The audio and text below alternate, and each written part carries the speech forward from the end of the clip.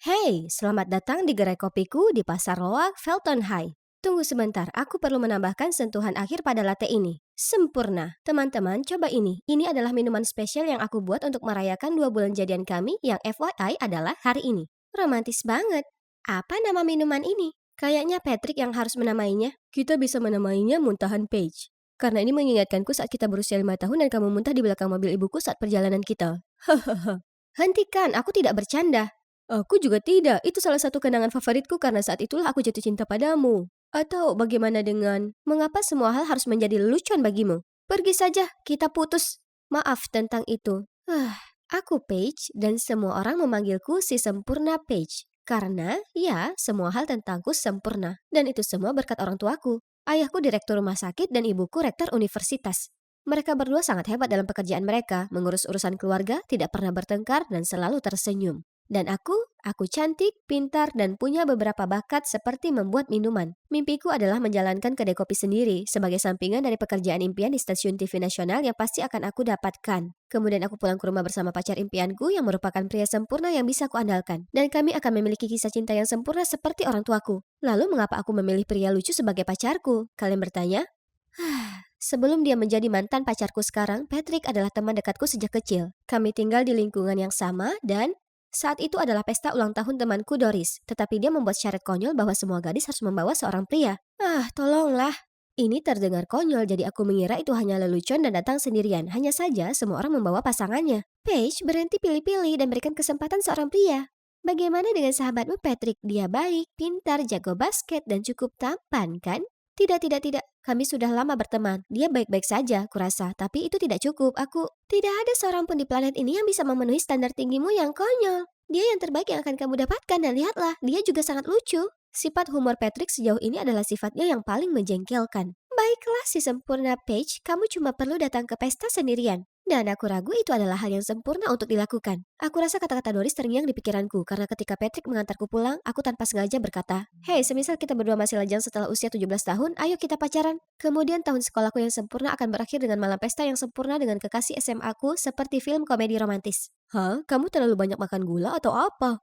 Tidak, tentu saja tidak. Aku cuma tidak mungkin datang ke pesta tanpa pasangan. Oh, sungguh kejutan. Seolah-olah ada orang yang berani datang ke pesta tanpa pasangan. Tapi aku bukan orang sembarangan. Hal memalukan seperti itu akan menjadi goresan pada berlian yang mana itu adalah aku.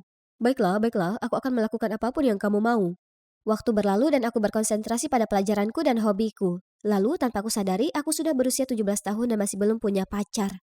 Aku mendengar suara aneh dari balkon. Patrick? Apa yang dia lakukan dengan mawar di mulutnya? Hei, apa kamu ingat janji kita dulu? Oke, baiklah. Mulai hari ini aku mengizinkanmu menjadi pacarku. Pulanglah dan bersiap-siap. Malam ini akan menjadi kencan pertama kita. Tunggu, kamu serius? Ini bukan lelucon. Kenapa kamu selalu bercanda? Baiklah, baiklah. Kemana kekasihku ingin pergi untuk kencan pertama kita? Jadi kami mulai kencan dan sejauh ini semuanya berjalan baik. Karena dia sudah mengenalku sejak lama. Dia tahu apa yang kusukai dan apa yang kupikirkan. Dia tidak pernah berdebat denganku dan hanya melakukan apa yang kuminta. Dan yang terbaik dari semuanya, semua orang memuji kami dan mengatakan kami pasangan yang diciptakan di surga. Hanya ada satu masalah. Selera humor Patrick menghancurkan suasana romantis.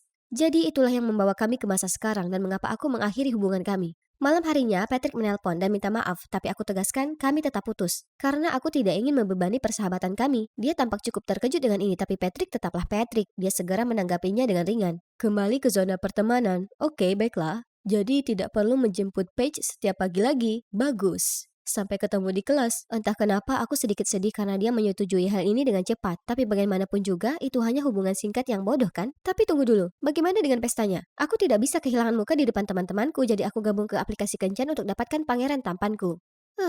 Terlalu pendek, terlalu kutu buku, terlalu nyentrik. Dan setelah berhari-hari menggeser dengan putus asa, aku akhirnya menemukan pria yang menarik perhatianku. Maksudku, aku tidak benar-benar bisa melihat wajahnya, tapi dia pasti tampan. Aku langsung kirim pesan padanya dan tahu tidak? Kami langsung cocok dan langsung mengatur kencan. Aku merapikan rambut sesekali lagi dan berjalan mendekatinya. Halo kamu? Patrick? Kejutan sayang, aku adalah pasangan misteriusmu yang sempurna. Oh, Patrick, aku bersumpah.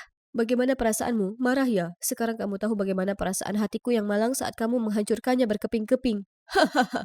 Aku benar-benar marah, tapi Patrick tetap menyeringai menyebalkan. Jadi kamu sangat haus akan cinta? Baiklah, aku tahu tipe idealmu dengan sangat baik. Biarkan aku carikan pria untukmu. Kamu tahu, pria tampan cenderung bergaul dengan kelompok. Kita lihat saja nanti. Kamu tahu, tampan hanyalah satu hal dalam daftarku. Kandidat pertama adalah seorang pria bernama Bevis, kapten tim basket. Kami mulai berbicara dan berjalan cukup baik hingga dia mengundangku untuk menonton pertandingannya. Dia bahkan mengedipkan mata padaku sebelum mencetak lemparan 3 poin sempurna. Semua pandangan cemburu tertuju padaku. Sepertinya Patrick benar-benar menemukan pasangan yang bagus untukku. Awalnya ini cukup keren, tapi tak lama kemudian, semua surat cinta dan hadiah yang diterima Bevis mulai terasa mengganggu. Hal terburuknya, dia menerima semuanya. Dia tampaknya sama sekali tidak setia. Selain itu, nilainya sangat jelek dan dia selalu berkeringat. Kandidat pertama ini tidak lolos. Selanjutnya Daniel, seorang jenius yang lucu dan suka menciptakan berbagai hal. Aku sangat suka melihat betapa bersemangatnya dia saat mengerjakan sesuatu. Dia sangat berbakat. Tapi dia selalu datang terlambat ke kencan kami dengan alasan ada kerusakan mesin. Pakaiannya selalu kotor terkena minyak dan yang dia bicarakan hanyalah penelitian.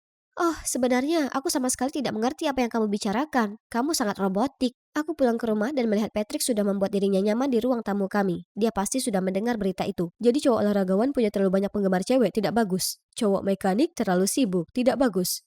Lalu mungkin cowok kaya dengan banyak waktu luang bisa memperlakukanmu seperti putri? Patrick memperkenalkanku kepada seorang pria bernama Eric, anak kaya di sekolah yang memanjakanku dengan hadiah-hadiah mewah. Itu menyenangkan, tapi sikapnya yang selalu nempel padaku membuatku sesak napas. Dia selalu ada di sana dan tidak berhenti menelpon dan mengirim pesan padaku. Dia juga menghabiskan waktu lebih lama daripada aku untuk bersiap-siap. Tidak, terima kasih. Kenapa? Kamu terlalu menempel. Kalau kamu punya terlalu banyak waktu luang, kenapa tidak melakukan sesuatu yang berguna? Apa? Aku hanya menempel padamu karena aku peduli. Tapi sepertinya aku hanya membuang waktu untuk hal-hal yang tidak berguna. Karena kamu hanyalah gadis manja keras kepala yang selalu mencari-cari kesalahan dalam segala hal dan tidak menghargai perasaan orang lain. Tidak ada yang pernah berbicara kepadaku seperti itu sebelumnya. Tidak berguna? Keras kepala? Manja? Kata-kata Erik masih terngiang-ngiang di kepalaku saat aku berjalan pulang, lalu aku melihat Patrick mendekat. Ada apa? Siapa yang membuatmu marah kali ini? Apakah Erik? Kekurangannya adalah terlalu kaya, ya kan? Bukan Erik, itu kamu. Kamu sengaja menjodohkanku dengan orang-orang aneh itu, bukan? Apa maksudmu? Aku hanya memilihkan pria yang paling cocok untukmu. Tidak, mereka tidak cocok. Aku rasa kamu sama sekali tidak mengerti aku. Oh, begitu? Seberapa baik kamu mengerti aku kalau begitu? Kalau kamu percaya diri, coba carikan aku pacar yang ideal. Oke, mungkin dengan begitu kamu akan berhenti menggangguku. Ternyata mencari pacar untuk Patrick lebih sulit dari yang kubayangkan. Dia sangat ramah dengan semua orang. Aku benar-benar tidak tahu tipe wanita seperti apa yang dia suka. Terserahlah, toh dia juga tidak berusaha mencari pria yang baik untukku. Jadi aku hanya akan membalas budi. Tidak, tidak, tidak. Oh, Nina, aku kenal dia. Gadis seksi yang penuh skandal dan selalu dandan berlebihan seperti patung lilin. Aku cukup yakin dia menyukai Patrick karena dia selalu menyemangatinya dari pinggir lapangan selama pertandingan. Patrick, mari kita lihat kencan seru apa yang bisa kamu lakukan dengan gadis ini.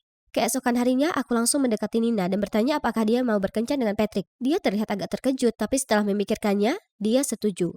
Mereka bertemu di sebuah kafe dan setelah aku memperkenalkan mereka satu sama lain, aku duduk di meja terdekat dan mengamati. Aku berharap semuanya akan sangat canggung di antara mereka, tapi mengejutkannya, mereka terlihat cukup akrab. Aku tidak bisa mendengar apa yang mereka katakan, tapi mereka terus tertawa terbahak-bahak. Mereka bertingkah seolah-olah sudah saling kenal selama bertahun-tahun. Patrick dan Nina berpamitan dan begitu Nina pergi, aku melompat keluar dan bertanya, bagaimana kamu bisa bersenang-senang mengobrol dengan Nina sepanjang malam? Tawanya terbahak-bahak, itu sangat tidak seperti seorang perempuan. Jadi, dia menyenangkan. Semua orang punya kekurangan, bahkan menurutku itu bukan kekurangan, itu imut. Baik, mari kita lihat berapa lama kalian berdua bisa bersenang-senang. Tapi di hari-hari berikutnya, aku masih melihat Patrick dengan Nina. Lalu di sekolah, aku mendengar Nina berbicara dengan teman-temannya. Malam ini, pantas saja kamu terlihat sangat bahagia sepanjang hari. Tentu saja, ini akan menjadi pengakuan besar. Hah? Mereka baru saja berkencan selama 5 menit. Aku bertanya-tanya mengapa Patrick sangat menyukai Nina. Jadi aku memutuskan untuk menguntit mereka. Aku mengikuti mereka ke restoran mewah ini. Sungguh memalukan. Siapa yang mengira si sempurna Paige akan melakukan hal seperti ini? Tapi tak ada jalan kembali sekarang. Mereka bicara sebentar, lalu Patrick pergi menjawab telepon. Aku pikir dia akan merencanakan pengakuannya atau sesuatu. Tapi kemudian mengejutkannya, seorang pria masuk dan duduk dengan lengannya melingkari Nina. Itu Bevis. Apa? Bagaimana mereka bisa sangat tidak tahu malu? Aku cepat-cepat berlari mencari Patrick yang sedang bersantai di pojokan, jadi aku segera menariknya kembali ke meja. Lihat, kau diselingkuhi. Diselingkuhi? Apa maksudmu? Gadis yang telah menempel padamu selama berhari-hari telah menggoda rekan timmu. Tolong berhentilah bersikap bodoh. Nina hanya temanku. Dia menyukai Bevis, bukan aku. Nina jelas menyukaimu. Dia mengikuti setiap pertandingan. Bagaimana mungkin dia tiba-tiba beralih ke Bevis? Kamu harusnya membelaku, bukan orang asing sepertinya. Apa kamu lupa Patrick dan aku rekan satu tim? Nina sebenarnya ada di sana untukku. Aku setuju bertemu Patrick hanya karena aku ingin memintanya berbicara dengan Bevis untukku. Maaf telah membuatmu bingung. Cemberut bulldog apa ini? Kita baru saja berhasil menjodohkan pasangan. Ayo pergi, beri sejoli ini ruang pribadi. Sepertinya kamu harus mencarikanku gadis lain. Jangan bertingkah seolah kita dekat. Aku tidak mau teman yang sembrono dan tidak berperasaan sepertimu. Kamu yang tidak berperasaan. Kamu membuat kekacauan dengan standar konyolmu dan berharap orang lain mengikuti semuanya. Lalu bertindak seperti korban? Kamu tidak lihat bagaimana Patrick adalah korban sebenarnya di sini? Dia penuhi kebutuhanmu yang tidak masuk akal, bahkan membantu mendapatkan pacar. Tapi kamu perlakukannya seperti sampah. Paige yang egois. Kamu tidak sesempurna yang kamu kira. Apa? Apa yang kamu tahu? Lagi pula kamu cuma seorang gadis plastik. Ya, aku mungkin plastik, tapi setidaknya aku menyadari kekuranganku dan berusaha memperbaikinya, tidak sepertimu. Kamu menyebut dirimu berlian, padahal sebenarnya kamu hanya batu kerikil yang konyol. Apakah benar ini yang orang pikirkan tentangku? Aku tidak percaya ada orang yang menggambarkanku dengan kata-kata sejelek itu. Aku berlari pulang dan mengurung diri di kamarku. Menyadari bahwa orang lain menganggapku buruk membuatku sangat tertekan. Ibu masuk ke kamarku untuk memeriksa keadaanku dan aku akhirnya menceritakan semua padanya. Semua orang sepertinya membenciku sekarang. Bagaimana aku mungkin akan sendirian seumur hidup tanpa menemukan pasangan sempurna dan tidak memiliki akhir yang bahagia seperti ibu dan ayah. Nah, semua orang punya kekurangan. Aku dan ayahmu juga. Aku bisa jadi sangat pemarah, tapi ayah selalu tahu bagaimana caranya untuk menenangkanku. Sementara itu dia sangat tidak romantis, jadi aku harus memberi petunjuk sesekali. Intinya, saling terima dan cintai kekurangan satu sama lain. Itulah rahasia dari pernikahan yang langgeng dan bahagia. Bicara dengan ibuku membuatku paham tidak ada yang sempurna, dan oleh karena itu standarku tidak masuk akal. Aku punya beberapa permintaan maaf yang harus disampaikan. Aku kirim pesan ke Bevis, Daniel, Eric, dan Nina. Bevis langsung membalas dan mengatakan dia juga minta maaf atas apa yang dia katakan. Tapi itu berasal dari niat baik dan dia yakin bahwa aku lebih baik dari itu, karena dia percaya pada pandangan Patrick terhadap orang-orang. Sekarang tinggal satu permintaan maaf terakhir yang harus kulakukan dan aku harus melakukannya secara langsung. Oh, sepertinya dia sudah menemukanku. Hai cantik, kamu mencariku? Pria paling tampan di kota ini? Tolong berhenti, aku datang untuk bicara hal serius. Aku juga datang untuk menemuimu. Percayalah, aku tidak sengaja menjodohkanmu dengan pria-pria konyol itu. Aku sama sekali tidak ingin menyakitimu. Karena aku menyukaimu, Paige. Sungguh. Sejak kapan? Aku pikir kita hanya berteman baik. Sejak kita mulai berkencan, awalnya aku hanya mengikutinya, tapi lama-kelamaan aku merasa punya perasaan nyata untukmu. Aku sangat menyesal telah membuatmu kesulitan. Berada di dekatmu membuat kepalaku kacau. Aku selalu bercanda hanya karena ingin membuatmu tersenyum, tapi ternyata kamu tidak merasakan hal yang sama. Aku akan berusaha menguranginya mulai sekarang. Tidak, aku juga minta maaf. Kamu tidak perlu mengubah apapun untukku. Bagaimanapun juga, itulah dirimu yang sebenarnya. Aku benar-benar telah belajar sekarang. Tidak ada orang yang sempurna. Dan justru cara orang melengkapi ketidaksempurnaan satu sama lain dengan perbedaan kepribadian merekalah yang mempererat hubungan. Dan mungkin menjadi sempurna adalah ketidaksempurnaanku. Jadi sekarang kamu punya izin untuk mengimbanginya dengan ketidakseriusanmu yang menjengkelkan. Jadi, sampai di mana kita sebagai pasangan? Hah, oh benar, muntahan Paige. Haruskah kita pulang dan membuat minuman khas itu lagi? Bercanda. Hari Minggu yang indah, aku sedang membual kepada pengasuh Emma tentang petualanganku yang luar biasa. Ya ampun, itu luar biasa. Apa kamu tidak takut? Tentu saja tidak, ayah mengajariku. Kenapa kau masih di sini, Emmy? Bersiaplah untuk les pianomu. Oh, lagi-lagi ibu. Dia bergegas masuk mengambil telepon dari tanganku berkata, pergilah sekarang atau aku akan menghapus semua video ini. Oke, hapus saja. Tidak ada tindakan apapun yang bisa membuat aku lebih peduli terhadap kayu-kayu yang membuat berisik itu. Lalu aku pergi ke kamarku. Selalu tentang balet, piano, dan biola. Ibu seperti apa yang memaksa anaknya melakukan hal-hal yang tidak mereka sukai? Aku tidak akan mundur kali ini. Lagipula aku sudah punya backup online semua videoku. Dia tidak bisa mengendalikanku. Apa? Hah? Apa lagi? Aku berbalik dan melihat ibu berlutut. Tidak, tidak mungkin. Tadi pagi, suamiku masih... Ayah menderita stroke saat melakukan perjalanan untuk mengamati tambang permata. Dan mereka tidak dapat mencapai rumah sakit tepat waktu untuk menyelamatkannya. Bagaimana bisa? Dia bukan cuma sekadar ayahku, dia adalah sahabatku. Aku yakin berita itu sama sulitnya untuk dihadapi oleh adikku Briona. Karena dia selalu menjadi orang yang melakukan ekspedisi bisnis bersamanya. Dia adalah ayah terbaik yang pernah kami minta. Tapi dia sudah pergi, dan rasanya Emma dan Briona adalah satu-satunya yang benar-benar mencintaiku sekarang. Baru minggu lalu ayah duduk di sini, di sampingku. Sayang, tidak baik kamu hanya berdiam diri di rumah dan bersedih. Kenapa kamu tidak pergi keluar dari sini selama beberapa hari? Dan pergi kemana? Minggu depan adikmu akan melakukan perjalanan ke tambang baru. Kamu bisa ikut serta, aku yakin dia akan menikmati kebersamaan ini. Aku tidak tahu, aku tidak suka perjalanan bisnis. Aku yakin kau bisa melakukan beberapa petualangan saat berada di sana. Pasti ada pendakian dan hal-hal yang kau suka lakukan. Sejak kapan ibu mendukung hobiku? Dia pasti tidak ingin aku ada di sini ya. Jika itu yang dia inginkan. Baiklah kalau begitu, tentu saja. Kami sudah hampir terlambat untuk terbang ketika Briona menyadari dia lupa membawa paspornya. Aku menawarkan untuk tinggal bersamanya, tapi dia bersikeras bahwa setidaknya salah satu dari kami harus terbang. Dia bilang akan kembali tepat waktu untuk penerbangan berikutnya, dan kami akan segera bertemu. Jadi aku memeluknya sebagai ucapan selamat tinggal dan menuju ke gerbang. Sambil menunggu kedatangan Briona, aku sudah memesan sesi terjun payung, seperti yang direkomendasikan oleh resepsionis hotel. Hal itu tepat di depanku, tapi cuacanya sepertinya tidak terlalu bagus. Apakah kamu yakin ini normal? 100% itulah yang membuatnya istimewa di sini. Orang-orang datang dari berbagai penjuru hanya untuk menikmati angin ini. Ini yang kamu sebut olahraga ekstrim ya kan? Ya, benar.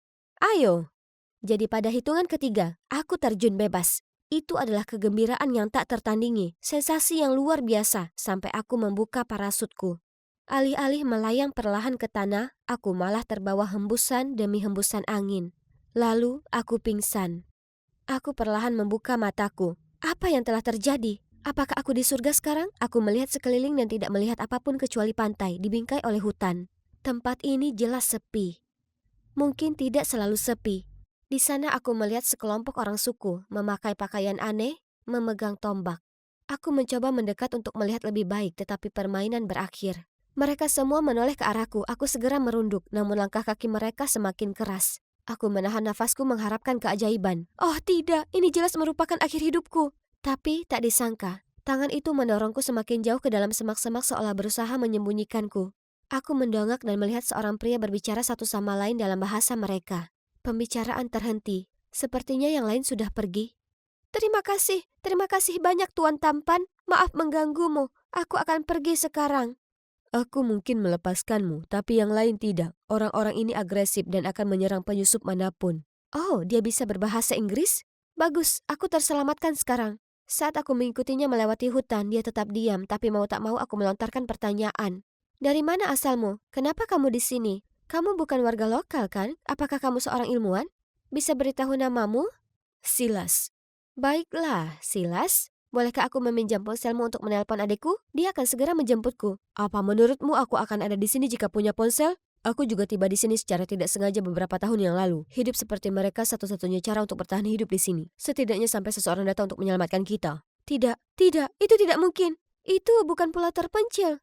Tapi aku benar-benar ditinggalkan di sana. Kami sampai di sebuah gua di seberang pulau, yang menurut Silas, penduduk setempat tidak pernah berkeliaran.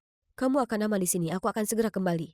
Aku tidak membutuhkan dia untuk menjagaku. Dia mungkin tinggal di sini bertahun-tahun, tapi aku tidak akan. Aku akan melarikan diri. Tidak sulit membuat rakit, kan? Jadi aku mengumpulkan beberapa kayu. Kamu lapar? Silas kembali dan melemparkan padaku sesuatu yang terbungkus di daunan. Singkirkan serangga-serangga kotor ini dariku. Aku lebih baik kelaparan. Ini makanan lezat. Kamu harus mencobanya. Tetaplah di sini. Jangan melakukan hal bodoh. Hari mulai gelap, jadi aku tidak punya pilihan selain tidur dalam keadaan lapar di gua yang pengap dan kotor. Ada lumut dan serangga kotor di mana-mana. Ih. Saat fajar menyingsing, aku tidak tahan lagi. Aku bangkit untuk melanjutkan mengerjakan rakitku. Tada! Mudah sekali. Sekarang selamat tinggal Pulau Bodoh. Tapi tidak. Rakit indahku hancur dan tenggelam begitu menyentuh air. Merasa kalah aku berbaring di pasir dengan frustasi. Tiba-tiba aku mendengar peluit. Silas? Bagaimana bisa aku naik ke sana? Apa aku peliharanya atau semacamnya? Apa penyebabnya membuatku berjalan jauh ke sini? Ingat, aku belum makan sehari pun. Kalau begitu, ayo kita sarapan. Tapi ambil uang kembalian dulu. Dia kemudian membawaku ke sungai dan menunjukkan cara menangkap ikan. Apa maksudmu aku harus sarapan dengan tongkat ini? Perhatikan dan pelajari, Tuan Putri. Kemudian Silas menusukkan tombaknya ke dalam air berulang kali hingga penuh dengan ikan. Oke, mau menantangku? Shh, itu mudah. Hanya saja tidak. Sepertinya ikan-ikan itu bisa membaca pikiranku. Sudah setengah jam berlalu dan masih nihil. Ada banyak ikan di laut, tapi entah kenapa kamu tidak bisa menangkapnya. Jangan mengharapkan apapun dariku. Terserahlah, aku tidak lapar, aku tidak membutuhkannya. Adikku pasti akan segera datang dan membawaku keluar dari sini dengan helikopter pribadi. Tapi Silas benar-benar membersihkannya. Memanggang ikan di depanku hingga aroma sedap memenuhi hidungku. Tapi aku tidak mungkin menyerah pada hal ini. Ini adalah taruhan terbaikmu, kecuali jika kamu ingin mencoba tikus bakar atau jangkrik atau... Bagus, beri aku. Saat kita pertama kali bertemu, menurutku kamu manis. Tapi setelah melihat ini... Tarzan sombong ini. Kenyang sekarang, kalau begitu waktunya bekerja. Bekerja? Jadi kamu hanya menjadikanku sebagai budakmu? Apakah kamu ingin tetap tinggal di gua itu? Kamu tidak boleh mencari rumah serangga seperti itu. Kami terus berjalan lebih jauh ke dalam hutan hingga mencapai pohon besar ini. Kita harus membuat kamu tempat berlindung di atas sana. Kamu akan aman dari hewan liar dan penduduk asli tidak akan pergi ke daerah ini. Apakah aku harus dinaikkan begitu tinggi? Jika mereka berbahaya, kenapa kamu bisa bertahan di sana selama ini? Apakah kamu mempermainkanku? Aku sangat beruntung. Aku tersapu badai saat berlayar sendirian. Dan ketika aku terdampar di sini, penduduk asli sudah siap untuk, kau tahu, mengirim aku kepada Tuhan. Tapi untungnya putri kepala suku Nora dengan putus asa memohon kepada ayahnya untuk membiarkanku hidup. Dan karena alasan tertentu dia melakukannya. Hal itu tidak akan terjadi pada sembarang orang. Oh, gadis Nora ini pasti sedang jatuh cinta pada pandangan pertama. Itu sebabnya kamu tinggal di sini selama ini? Sangat romantis. Berhentilah membuang waktu, ayo mulai bekerja. Membangun tempat perlindungan ternyata lebih sulit dari yang diperkirakan. Dan Silas terbukti cukup suka memerintah. Berikan aku dahan yang besar, lebih besar. Amy, tali rotan, beri aku pisau lagi. Tunggu sebentar, biarkan aku bernapas. Kamu sangat penuh semangat beberapa menit yang lalu, istirahatlah. Aku ingin menyelesaikan ini sebelum matahari terbenam. Aku duduk di sana menyaksikan Silas bekerja saat sore menjelang senja. Dan aku pasti tertidur sebentar. Karena ketika aku bangun rumah pohon selesai dibangun. Sejujurnya itu lebih baik dari yang aku harapkan darinya. Tapi di mana dia? Aku melihat sekeliling, tapi satu-satunya yang aku temukan adalah coretannya di tanah, tetap di sini. Aku senang memiliki tempat berlindung sendiri, tapi tidak ada yang bisa aku lakukan untuk menghabiskan waktu. Tiba-tiba terdengar suara, pasti berasal dari suku tersebut. Aku mengikuti arah suara itu, berharap tidak tersesat. Namun tak lama kemudian aku menemukan sekelompok penduduk asli berkumpul di sekitar api unggun besar. Mereka menyanyikan sesuatu, yang lain menari, yang lain bersorak. Sepertinya mereka sedang bersenang-senang yang membuatku merasa rindu kampung halaman. Untuk sesaat aku begitu tenggelam dalam perayaan mereka sehingga aku lupa bahwa aku sedang diam-diam. Oh, jangan lagi. Aku bisa saja mencoba lari, tapi aku membeku. Syukurlah Silas melangkah maju, menyuruh yang lain untuk tetap tinggal. Saat dia mendekat, kami melakukan kontak mata sebentar sebelum dia memberi isyarat kepada orang-orang bahwa keadaan aman. Lalu mengedipkan mata sekilas sebelum kembali ke api. Tak lama setelah aku kembali ke rumah, Silas pun melakukannya. Apakah kamu mencoba membuat dirimu terbunuh? Aku tidak bercanda ketika aku mengatakan bahwa akan sangat buruk jika mereka mengetahui tentangmu. Maaf, aku hanya takut dan kesepian. Aku sendirian dan keluargaku pasti mencariku kemana-mana. Yang mengejutkanku, Silas datang untuk menghiburku. Semuanya akan baik-baik saja, aku mengerti. Siapa? Di mana? Bagaimana kabarmu di sini? Dia jelas tidak tahu banyak bahasa Inggris, tapi senjatanya yang diarahkan ke aku sudah cukup untuk mengetahui bahwa dia sedang marah. Silas segera berlari untuk menenangkannya. Aku tidak tahu apa yang mereka katakan, tapi dia pergi, meski tidak sebelum menatapku dengan pandangan kotor untuk terakhir kalinya. Ternyata itu adalah Nora. Oh, sungguh melegakan, seorang kenalan. Kenapa kamu tidak memberitahuku sebelumnya? Jangan merayakannya terlalu cepat. Nora memaksamu untuk segera pergi. Oh, dia tahu caranya? Kalau begitu aku tidak punya banyak pilihan apakah aku tetap di sini atau pergi dari sini kan? Jangan khawatir, aku akan menjaga Nora. Dan dia pasti melakukannya karena hari-hari berlalu dan penduduk asli tidak pernah datang untuk mengusirku. Silas terus mengunjungiku setiap hari, membawakan pakaian, mengajariku memetik buah dan berayun di dahan. Tak lama kemudian pekerjaannya beralih ke permainan. Dia mulai mengajariku tarian suku dan kosakata. Dan kami mengunjungi air terjun dan danau di sekitar pulau. Cukup menyenangkan. Serasa berpetualang lagi bersama ayah. Percaya diri dengan pengetahuan tentang pulau itu, aku mulai menjelajah sendiri. Tapi Silas tidak mempersiapkanku untuk ini. Seekor macan tutul muncul dan perlahan bergerak ke arahku. Aku mencoba tetap tenang menemukan cara untuk melarikan diri meskipun seluruh bagian diriku ketakutan. Tiba-tiba Nora melompat turun entah dari mana dan mengelus macan tutul itu, seolah-olah dia adalah anak kucing kecilnya. Dia memberinya seekor ikan lalu kucing itu dengan senang hati lari. Terima kasih banyak. Aku Amy, teman Silas. Silas, milikku. Ya, dia milikmu sepenuhnya. Aku sangat membencinya. Aku bahkan tidak akan menyentuh sehelai pun rambutnya. Silas? Aduh, tidak. Nora mendengus keras sebelum pergi. Ini, atau sebaiknya aku tidak membaginya karena kamu sangat membenciku. Oh, hentikan. Hidupku dipertaruhkan. Ini bukan waktunya untuk mengakui perasaanku. Ups, apa yang baru saja aku katakan? Aku terus tergagap, membuat alasan yang tidak masuk akal. Kamu bahkan tidak mendengarkanku, kan? Kamu belum mendengarkan apapun yang kukatakan. Hah? Apa katamu? Dia menyeringai dan pergi tanpa berkata apa-apa. Aku tidak bisa berhenti tersenyum melihat gelang konyol itu. Pulau ini tidak terlalu buruk. Aku memiliki kebebasan yang selalu aku inginkan. Aku bangun saat matahari terbit dan mengalami hal-hal seperti ini. Inilah kehidupan sebenarnya. Suatu hari matahari sudah terbenam dan Silas masih belum juga datang. Aku mulai khawatir saat dia tiba. Bersama Nora? Silas bilang dia ingin membawakanku beberapa pakaian. Aku lega dia akhirnya ingin berdamai. Tapi ekspresinya membuatku bingung. Ketika aku berterima kasih dia tidak mengatakan apapun atau bahkan tersenyum. Kami duduk mengelilingi api. Silas dan aku membicarakan satu persatu hal. Ups, kita mungkin lupa tentang Nora. Tapi kendala bahasa adalah masalah besar loh. Jadi dia hanya duduk merajuk. Tiba-tiba dia berdiri menyebabkan batu bara panas berceceran di sekujur tubuhku. Silas buru-buru membantu membersihkan tanganku sementara Nora bergegas pergi. Apa dia baik-baik saja? Mungkin kamu harus mengikutinya. Tapi Silas meyakinkanku bahwa dia akan baik-baik saja dan pergi mencari getah lidah buaya untuk luka bakarku. Aku pikir dia salah menafsirkan hubungan kita. Apa iya? Karena aku juga berpikir ada sesuatu yang terjadi. Aku terlalu terkejut, namun berhasil menenangkan diri untuk menjawab dengan kikuk. Kata siapa? Aku rasa kamu belum mengajakku kencan, Tuan. Besok akan menjadi kencan pertama kita. Di hutan jamur, bagaimana menurutmu? Aku senang Silas memilih tempat ini untuk kencan, karena segala sesuatu tentang tempat ini sangat menarik dan indah. Tak lama kemudian aku telah berjalan jauh di depan Silas. Aku tahu aku telah melangkah terlalu jauh, namun ada sesuatu yang menarikku semakin jauh ke dalam hutan. Aku berjalan menyusuri gua ini sambil berpikir aku melihat seberkas cahaya di ujungnya. Dan memang ada. Gua itu bukanlah jalan buntu, tapi hanya ditutupi tanaman merambat. Dan, ya Tuhan, ini seperti surga lain yang belum ditemukan. Dan ada puing-puing helikopter tua. Aku segera memanggil Silas, dan dia sepertinya juga tidak tahu apa-apa tentang hal ini. Kami menjelajahi helikopter sepanjang pagi, tapi yang ada hanyalah bongkahan sampah berkarat. Kami hendak pergi ketika Silas menekan tombol dan radio menjadi hidup. Kami telah menemukan hobi baru kami. Sejak itu kami pergi ke sana setiap hari, mendengarkan musik dan rekaman konten di stereo. Namun pada akhirnya kami mendapat sinyal radio yang lemah. Dan untuk pertama kalinya kami memiliki koneksi ke dunia luar. Biasanya aku tidak terlalu peduli dengan berita, tapi aku tergerak oleh cerita yang terdengar familiar. Tepat setelah kematian nama terbesar di industri permata, istrinya diusir dari rumah. Adakah kaitannya dengan hilangnya sang putri bungsu? Siapa yang akan menjadi pemenang perebutan warisan? Apakah ini nyata? Apakah mereka membicarakan keluargaku di radio? Kenapa ibuku pergi? Aku kemudian mengingat perilaku aneh ibu sebelum aku pergi. Dia untuk pertama kalinya mendorongku untuk melakukan petualangan. Dan entah bagaimana aku berakhir di sini. Apakah ini suatu kebetulan? Oh tidak, bagaimana bisa seorang ibu melakukan ini pada putrinya sendiri? Tenang, aku yakin ini lebih dari itu. Jangan langsung mengambil kesimpulan. Secara pribadi menurutku harimau tidak memakan anak-anaknya. Mungkin tidak. Hanya ada satu cara untuk mengetahuinya. Aku harus pulang, sekarang.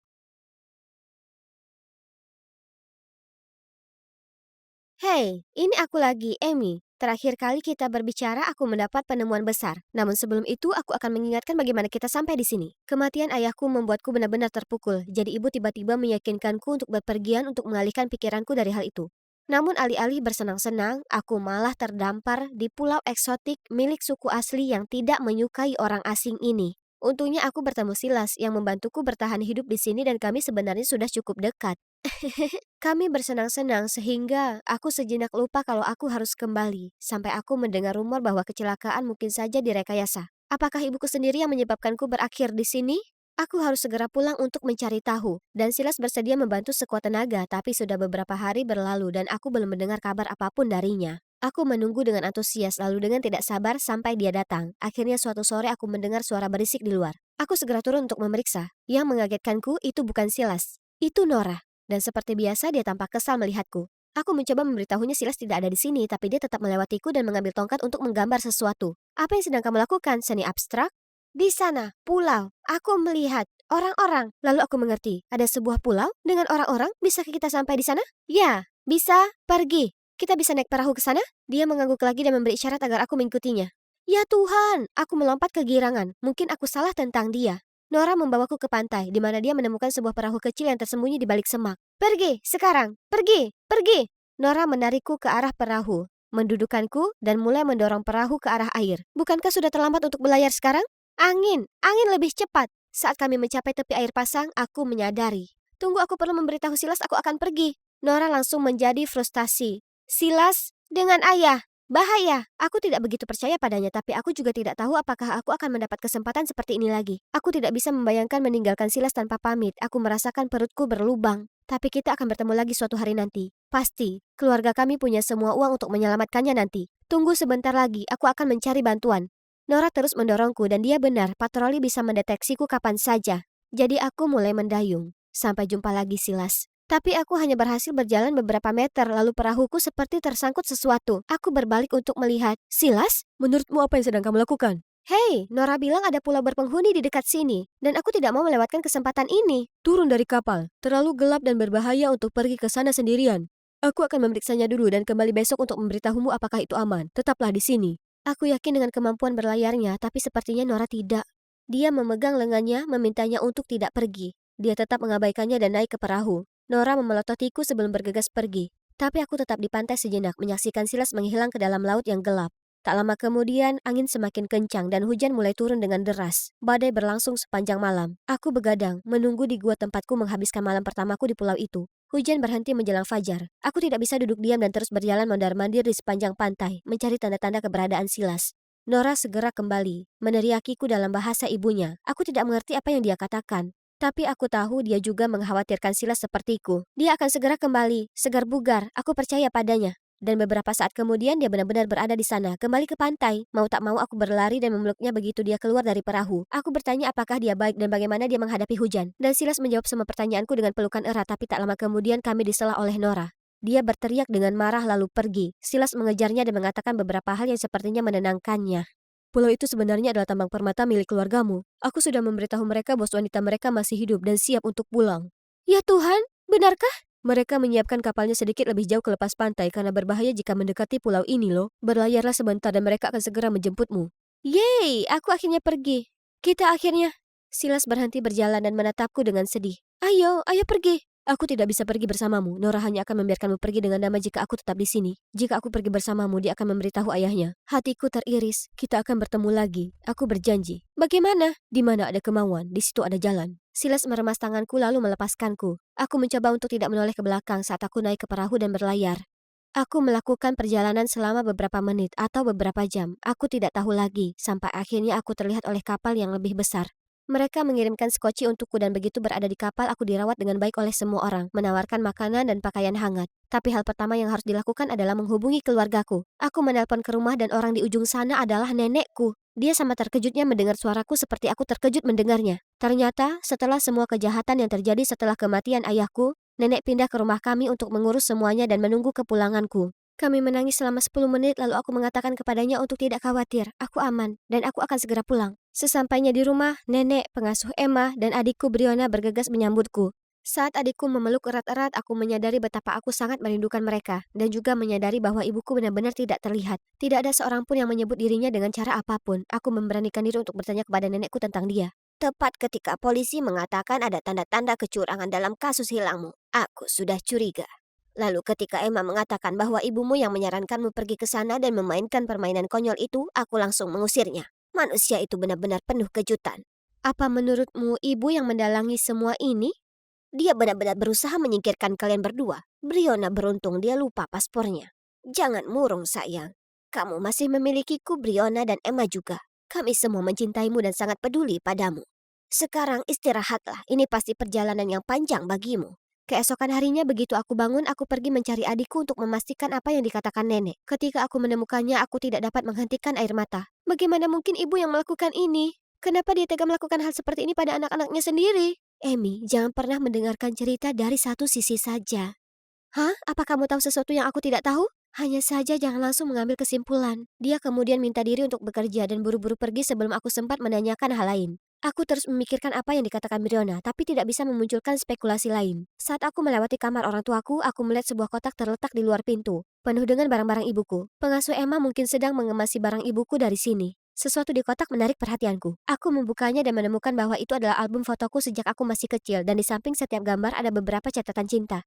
Ini pasti tulisan tangan ibuku. Mataku tertuju pada foto diriku yang sedang bermain piano dan ibuku menulis, Sweet Pea memainkan lagu favoritku. Dia bermaksud baik, tapi aku selalu menjadi orang yang tidak tahu berterima kasih dan memberontak. Itukah sebabnya dia berhenti mencintaiku? Apakah aku melakukan sesuatu yang begitu buruk hingga dia menginginkanku pergi? Tiba-tiba aku merindukannya. Aku mendapati diriku mengambil foto itu ke ruang piano, suatu tempat yang belum pernah aku datangi secara sukarela. Tapi saat aku meraih kena pintu, aku mendengar suara-suara datang dari dalam. Aku mengintip melalui pintu yang terbuka. Hentikan, cukup beruntung kamu tidak tertangkap. Segera keluar dari sini sebelum terlambat. Dan membuang semua usahaku dengan sia-sia? Mustahil. Rencanaku berjalan dengan sangat baik. Bagaimana dia bisa bertahan? Jadi, rencana B, kamu harus mengamankan posisi itu di Dewan Direksi sebelum Amy menghalangi, dan aku akan mengurus sisanya. Tapi, ya Tuhan, mereka dalang dibalik semua ini? Malam itu, aku menunggu sampai semua orang berkumpul untuk membuat pengumuman menarik. Besok, aku secara resmi akan mulai bekerja di perusahaan itu. Aku sedang berproposal untuk diajukan ke Dewan Direksi untuk mendapatkan persetujuan mereka. Itu luar biasa, sayang. Tidakkah kamu pikir kamu perlu istirahat, sayang? Kamu mengalami cobaan besar dan... Aku siap, aku baik-baik saja. Ya, Briona juga akan menjalankan perusahaan. Dan aku senang bisa membantunya. Semakin banyak tangan semakin baik. Aku sangat senang kamu ingin bergabung dengan perusahaan ini. Malamnya, pengasuh masuk ke kamarku dengan segelas susu hangat. Oh, Emma, kamu selalu menjagaku dengan baik. Ya, besok akan menjadi hari besar dan kamu perlu istirahat malam yang cukup. Terima kasih. Habiskan susumu sebelum dingin, sayang. Selamat malam. Aku memeluk gelas hangat itu dan tersenyum padanya saat dia berjalan keluar. Oke, satu revisi terakhir lalu aku akan menyiapkan pakaian untuk besok. Tapi mataku lelah sekali. Tiba-tiba aku terbangun oleh suara di pintu, lalu perlahan terbuka, disusul langkah kaki. Seseorang sedang berjalan ke arahku. Dia sedang memeriksa dokumenku. Aha, saatnya menyelesaikan dramamu, Emma. Oh, ya ampun. Tidurlah yang nyenyak di tempat tidur. Aku akan membereskannya. Hentikan aktingmu, dasar penyihir. Menurutmu apa yang akan kamu lakukan di sini? Presentasiku untuk besok? Kamu bercanda. Ini jebakan. Tapi susunya, kamu sudah meminum semuanya. Maksudmu segelas susu beraroma menghipnotis itu, aku sudah membuangnya. Maaf. Tiba-tiba aku merasa alergi laktosa. Kamu berani berpikir kamu bisa membodohiku di rumahku sendiri. Aku sudah melihat semuanya. Tapi kenapa kamu begitu ingin menjatuhkanku? Emma, bukankah kita? Karena putriku, Briona, lebih pantas ditemani ini daripada kamu. Bahkan sebelum aku sempat memproses informasi itu, Emma bergegas ke arahku sambil memegang kain lap yang dibasahi kloroform. Saat dia memundurkanku ke sudut, pintu terbuka. Nenekku dan Briona bergegas masuk, diikuti oleh polisi yang langsung menahan Emma. Briona berlari mendekat sambil berteriak, "Sudah kubilang aku tidak ingin ada bagian dalam rencanamu. Aku tidak akan pernah menyakiti adikku." Briona, tahukah kamu bahwa dia sebenarnya ibu kandungmu? Tidak sampai ibu pergi, lalu Emma menceritakan semuanya padaku. Merasakan kebingunganku, Briona menjelaskan bahwa Emma berselingkuh dengan ayah kami bertahun-tahun yang lalu. Namun ayah kami tidak mau menikahinya karena statusnya yang lebih rendah. Dia sudah mengandung Briona saat itu, jadi ayah kami mengizinkannya tinggal sebagai pengasuh. Saat ibuku menikah dengan ayah kami, dia hanya mengetahui bahwa Briona adalah anak tiri suaminya. Maaf aku tidak berterus terang lebih awal. Aku tidak tahu harus berbuat apa, karena aku tidak menyadari seberapa jauh dia bersedia bertindak. Tapi saat aku melihat dia mengotak-atik minumanmu, aku tahu bahwa aku setidaknya perlu mengingatkanmu. Terima kasih karena selalu berada di sisiku dan mengatakan kebenaran sekarang. Pasti lebih sulit bagimu untuk memproses semua ini, tapi jangan khawatir, kita masih bisa memperbaikinya. Emma mencoba menjelaskan kejahatannya ketika polisi mengantarnya pergi dengan borgol. Mereka meyakinkan kami bahwa keadilan akan ditegakkan. Kami menghubungi ibu dan pada pagi hari dia sudah kembali ke rumah. Setelah beberapa kali menangis, meminta maaf, menjelaskan, dan berpelukan, semuanya menjadi senormal mungkin. Aku mengakui bahwa aku tidak ingin bertanggung jawab menjalankan perusahaan, namun ada sesuatu yang aku inginkan. Aku ingin kembali ke Pulau Permata dan mengawasi eksplorasi tambang baru. Apa yang tidak aku katakan adalah alasanku sangat ingin kembali. Dialah satu-satunya yang dapat aku pikirkan saat aku memulai perjalanan kembali ke pulau. Kami naik perahu besar sejauh yang kami bisa sebelum aku harus menaiki perahu dayung agar tidak terdeteksi begitu kami mencapai wilayah asal. Sebelum aku menyadarinya, pulau itu muncul di cakrawala. Jantungku berdebar-debar saat aku mendayung semakin cepat, menunggu saat akhirnya aku bisa melihat Silas lagi. Aku begitu fokus pada daratan di depan, sehingga aku tidak melihat gelombang besar datang dari belakang dan membalikkan perahuku. Ketika aku membuka mata, sekali lagi aku mengira aku sudah mati. Kali ini karena hal pertama yang kulihat adalah wajah malaikat. Silas, Amy, hai, sudah kubilang kita akan bertemu lagi. Namun momenku di surga terganggu oleh kembalinya suku tersebut. Kami dikelilingi oleh penduduk asli yang berteriak dan menancapkan tombak mereka ke tanah. Seorang pria yang lebih marah dan berpakaian lebih khas daripada yang lain melangkah maju. Ini pasti ketuanya. Dia meneriakkan sesuatu kepada yang lain, dan mereka terdiam. Dia berteriak lagi dan semua tombak mereka diarahkan ke arahku dan Silas. Aku menatap Silas, wajahnya tidak berubah. Dia memelukku semakin erat. Tepat ketika aku mengira akhir itu sudah dekat, aku mendengar suara yang kukenal. Nora berdiri di antara kami dan ayahnya. Berteriak putus asa, ekspresi kepala suku melembut dan setelah beberapa diskusi di antara mereka, kepala suku memberikan perintah lain, yang membuat Silas sangat terkejut. Jadi, ya, terima kasih kepada Nora dan semua perbuatan baik yang telah dilakukan Silas untuk suku tersebut. Mereka menyelamatkan nyawa kami, tapi mereka memerintahkan kami untuk segera meninggalkan wilayah mereka. Jadi aku dan Silas pindah ke pulau utama, tempat tambang permata keluargaku berada. Di sini kami masih menikmati keindahan dan kesederhanaan gaya hidup liar, sambil terhubung dengan seluruh dunia dan membantu mengelola bisnis keluarga kami. Jadi wajar saja jika kami tidak diperbolehkan tinggal di pulau suku tersebut. Apalagi kami masih memiliki teman yang sering datang berkunjung. Nora telah mengomeli ayahnya agar mengizinkannya datang ke pulau kami setiap beberapa hari. Awalnya karena Silas, tapi menurutku dia sudah mengincar seseorang yang baru sekarang.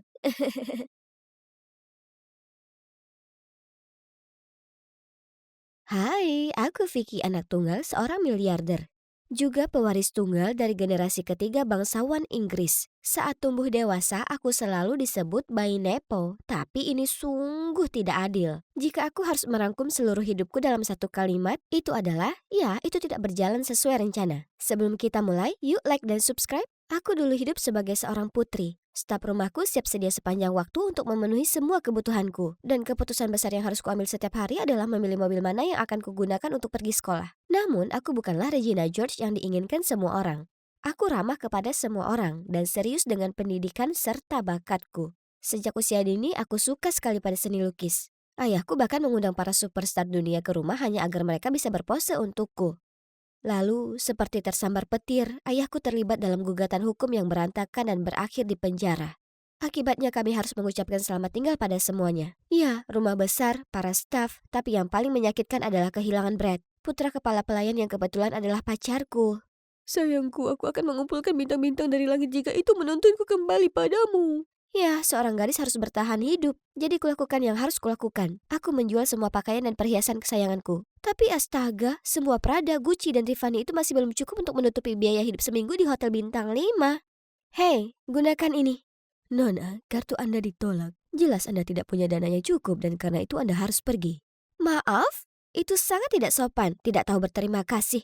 Aku dulu salah satu pelanggan terbaik mereka. Bukan berarti aku adalah si penipu kedua seperti Anda atau semacamnya. Jadi begitulah aku berakhir di sini, di bawah jembatan yang penuh dengan para tunawisma, dengan putus asa menunggu Brad kembali padaku. Sementara itu, setidaknya aku masih punya lukisan-lukisanku yang mungkin bisa menjadi tiket keluar dari sini, bukan? Tapi, ya Tuhan, lihatlah, orang-orang itu terus mengambilnya untuk memukul kecoa. Sementara yang lain bahkan menggunakannya sebagai kayu bakar. Lalu suatu hari, saat perutku berdebat denganku karena kekurangan makanan, kelompok amal ini muncul. Mereka datang untuk membagikan makanan ke para tunawisma. Aku bergegas berdiri untuk meminta makanan tapi dihentikan oleh wanita ini. Lihat pakaianmu yang mencolok itu, tidak boleh mengambil makanan dari orang yang membutuhkan, sangat tidak pantas. Tidak, aku juga tunawisma. Saat itu juga, aroma lelabo santal 33 memenuhi udara. Dan seorang wanita mewah muncul dari kerumunan. Dia mengusir wanita yang kejam itu, lalu memeriksa lukisanku. Apa kamu melukis ini? Ya, aku sudah melukis sejak kecil. Aku sudah melukis semua orang dari Taylor Swift hingga Ronaldo. Sangat mengesankan. Aku Diana, seorang janda kaya raya. Bagaimana kalau kamu tinggal bersamaku dengan imbalan berbagi keahlian artistikmu dalam potret harianku? Aku terdiam beberapa detik, lalu langsung menyetujuinya. Aku jelas ditakdirkan untuk menjadi kaya, jadi aku sepertinya tidak bisa menghindari takdir. Aku tiba di villa, berpikir bahwa ini luar biasa dan akhirnya aku bisa kembali berdiri. Tapi kemudian, euforia itu digantikan dengan pukulan yang menyakitkan saat Diana memperkenalkanku pada tunangannya. Brad?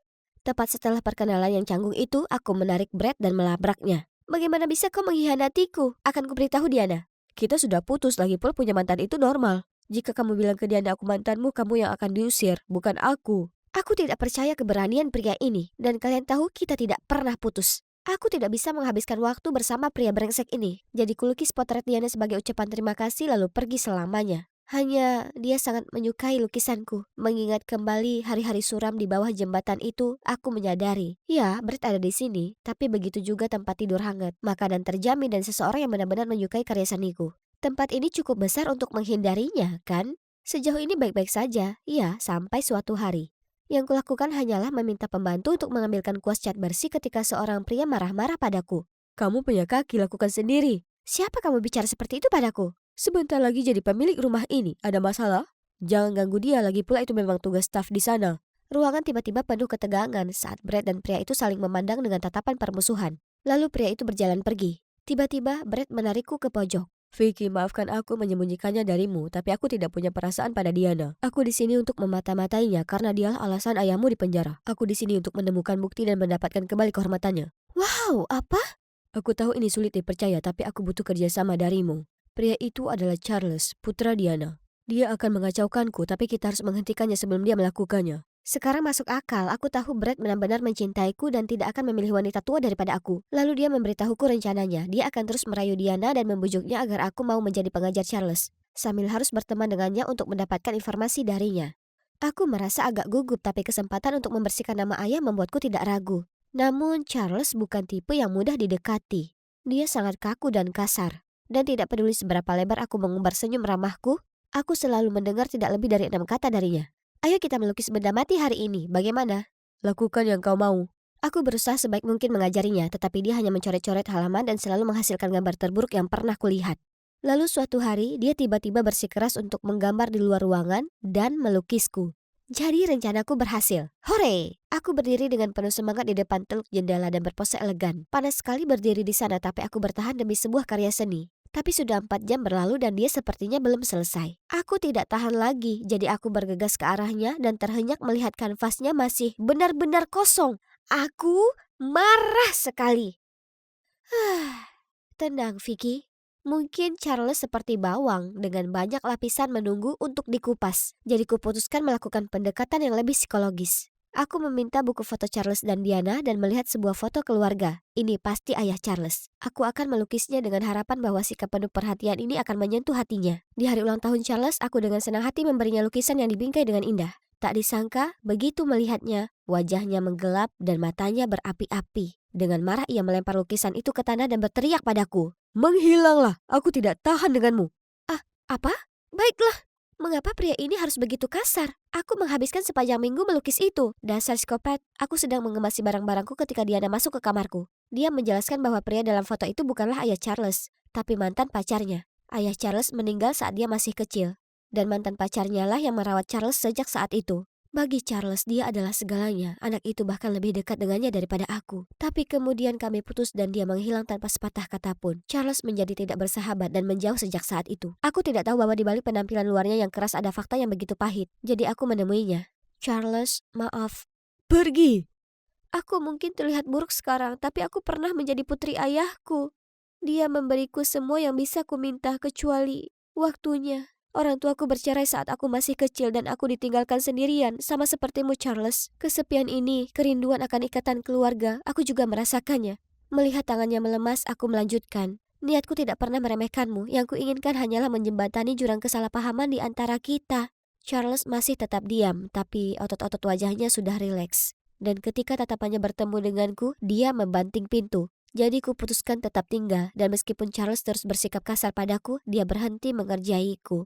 Aku juga perhatikan ketika Charles fokus pada sesuatu, dia berubah menjadi orang yang berbeda. Dia selalu menjulurkan lidahnya yang terlihat menggemaskan. Melihat Charles melukis seolah-olah sedang bertarung dengan kertas, aku datang dan membimbingnya. Tapi tiba-tiba mata kami bertemu. Matanya sangat mempesona.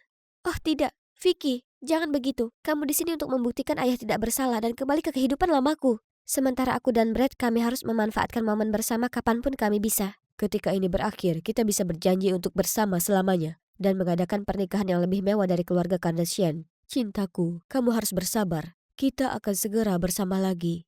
Namun ketika semua orang ada di sana, Brad terus berpura-pura mesra dengan Diana.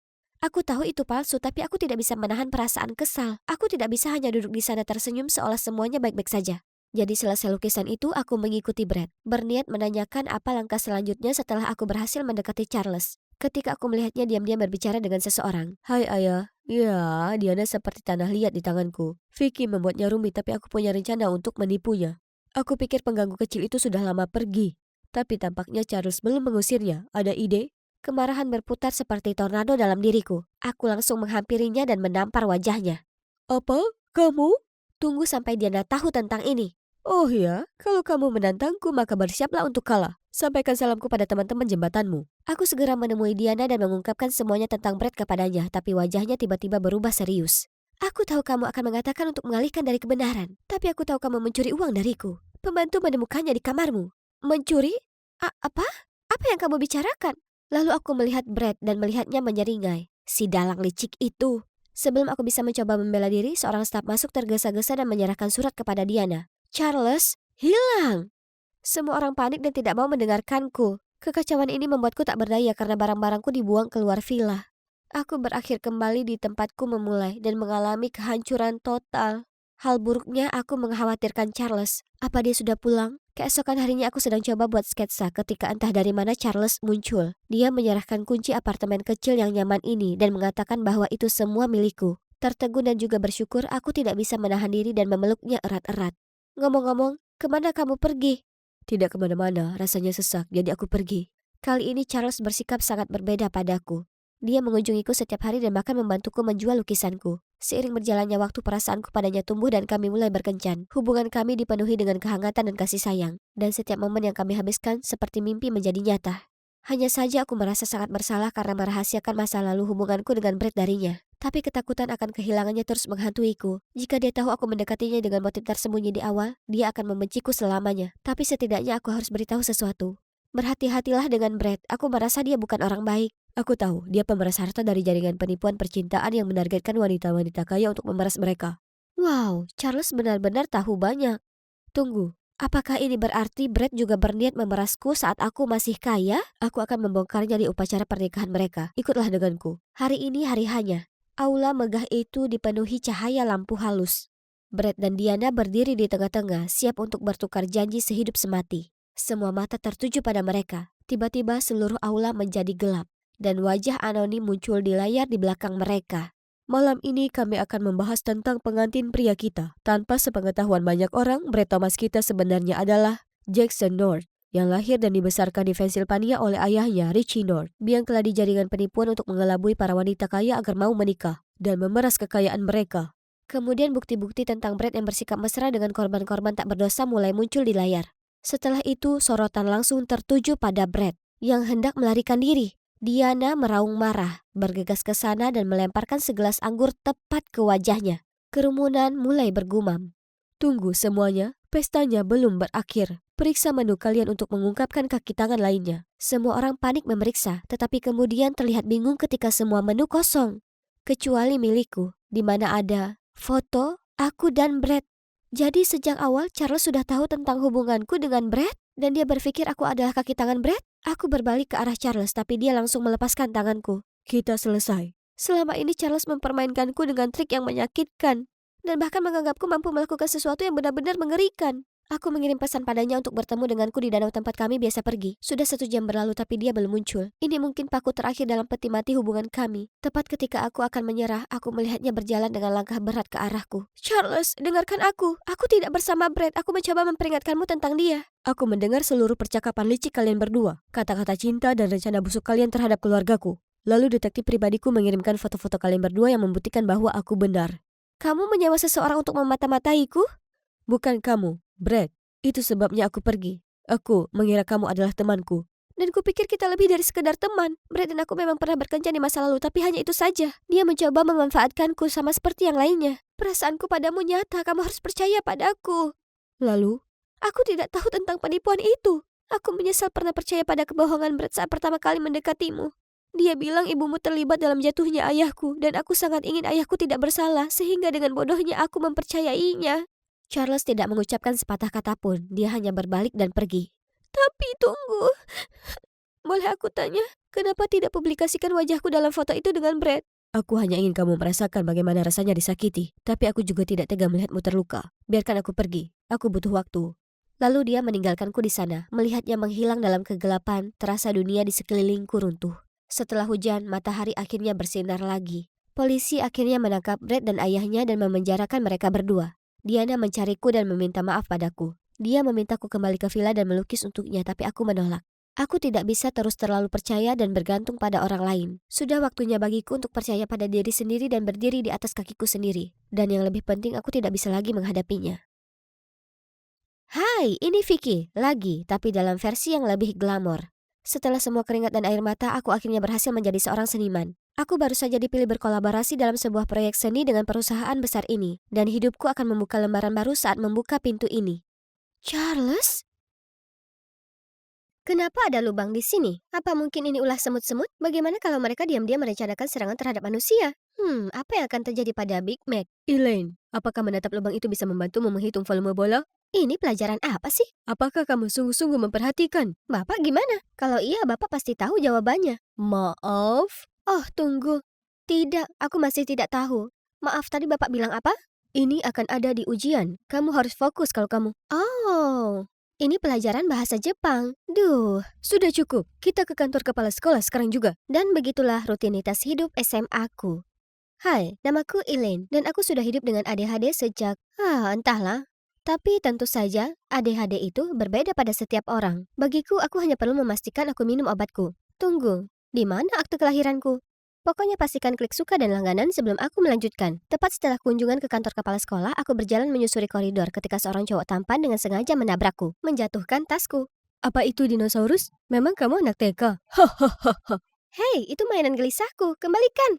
Eits, siapa cepat dia dapat. Siapa yang berani mengganggu temanku? Itu Queen, si ratu pemarah. Lari! Kedua cowok itu langsung kabur menyelamatkan diri. Saat itu, Skylar dan pacar barunya juga menghampiri. Bukankah dia si aneh dari kelas matematika? Jangan bilang kamu berteman dengannya. Ya, memang. Kamu hanya bisa memilih satu, dia atau aku. Bagaimana kalau aku putuskan kamu saja? Pergi sana! Dan inilah gadis-gadisku.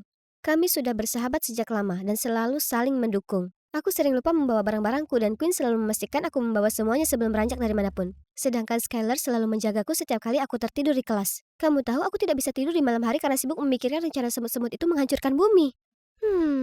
Mungkin merekalah yang memusnahkan dinosaurus raksasa? Tunggu, sampai di mana aku? Entahlah, putar saja videonya sendiri. Hari Valentine segera tiba. Meskipun Skylar baru saja putus dengan pacarnya, dia sudah mendapat banyak hadiah dari cowok-cowok lain. Begitu juga dengan Queen. Gadis-gadisku memang cantik banget. Bagaimana denganmu, Elaine? Belum ada tahun ini? Tidak, aku tidak peduli. Kalianlah yang aku butuhkan. Bagaimana kalau kamu mendekati seseorang? Ada cowok yang kamu suka? Ngomong-ngomong soal mendekati, kapan kamu akan bilang ke Kramer kalau kamu suka banget sama dia? Itu benar. Coba hari ini, Queen. Aku tidak peduli. Aku bisa mendapatkan cowok mana saja kalau aku mau. Baiklah, terserah kamu, sis. Sore itu kami sedang berjalan ketika mendengar pengumuman dari stasiun radio sekolah. Selamat sore semuanya, ini Malcolm dari iHeartRadio. Hari ini kami punya permintaan khusus dari seorang anonim. Disampaikan untuk Elaine Miller. Aku suka caramu menatap lubang di meja hari itu di kelas matematika. Itu sangat lucu. Aku berharap bisa menjadi lubang itu. Selamat Hari Valentine. Ada yang naksir kamu, Elaine. Kamu punya pengagum rahasia. Lihat, ada yang menyukaimu apa adanya. Tetaplah jadi dirimu sendiri. Aku penasaran siapa ini. OMG, aku harus mencari tahu. Tapi bukannya kamu bilang kamu tidak peduli? Itu benar, tapi sekarang permainannya sudah berubah. Memang itu siapa? Dia bilang kelas matematika, jadi dia pasti mengikuti kelas yang sama dengan kita. Itu dia. Kita hanya perlu daftar hadir dari kantor Pak Wilson, tapi kita tidak bisa masuk sana. Pernah dengar Mission Impossible? Teman-teman, waktunya beraksi. Setelah kelas, kami menunggu Pak Wilson meninggalkan kantornya. Lalu, seperti halnya Totally Spies, kami merangkak di lantai. Berhasil menghindari pandangan mata petugas keamanan. Dan berhasil bersembunyi di salah satu guru yang lewat. Lalu diam-diam terus maju menuju kantor Pak Wilson. Wah, lihat! Mereka punya Cheetos Flaming Hot sekarang. Elaine! Setelah kami mendapatkan daftarnya, aku segera mengirim pesan ke banyak orang untuk mengujinya dan menunggu dengan cemas. Namun beberapa orang membalas dengan menyebut aku gila. Yang lain melaporkanku ke Instagram. Aku bahkan mendapat kunjungan dari polisi karena mereka mengira aku adalah perusuh yang mengganggu orang lewat DM. Setelah mereka pergi, aku segera melakukan panggilan video dengan para gadis. Dari daftar itu masih ada Malcolm yang belum kamu kirimi pesan. Bukankah dia bekerja di stasiun radio bersamamu, Skylar? Iya, kami bekerja sama, tapi tidak mungkin dia.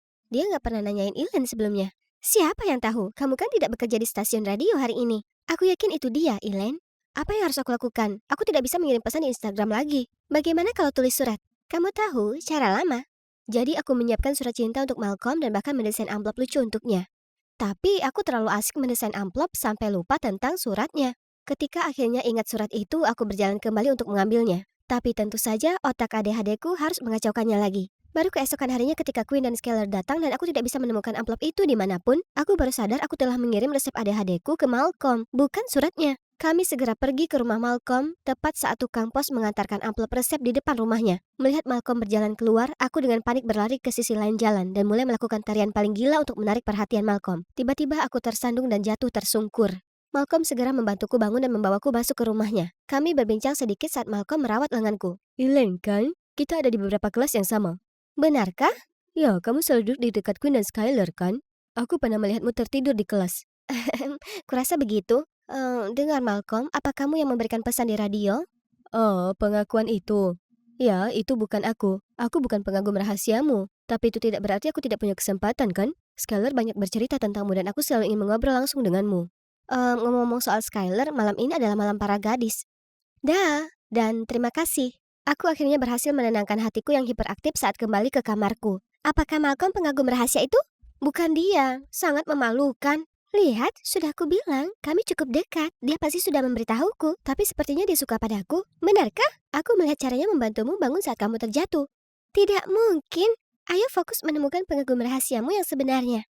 Tapi itu bukan berarti aku tidak bisa bergaul dengan Malcolm sambil mencari pengagum rahasiaku. Ternyata kami berdua sama-sama menyukai hip hop. Dia bisa membuat irama yang sangat menarik untukku nge-rap.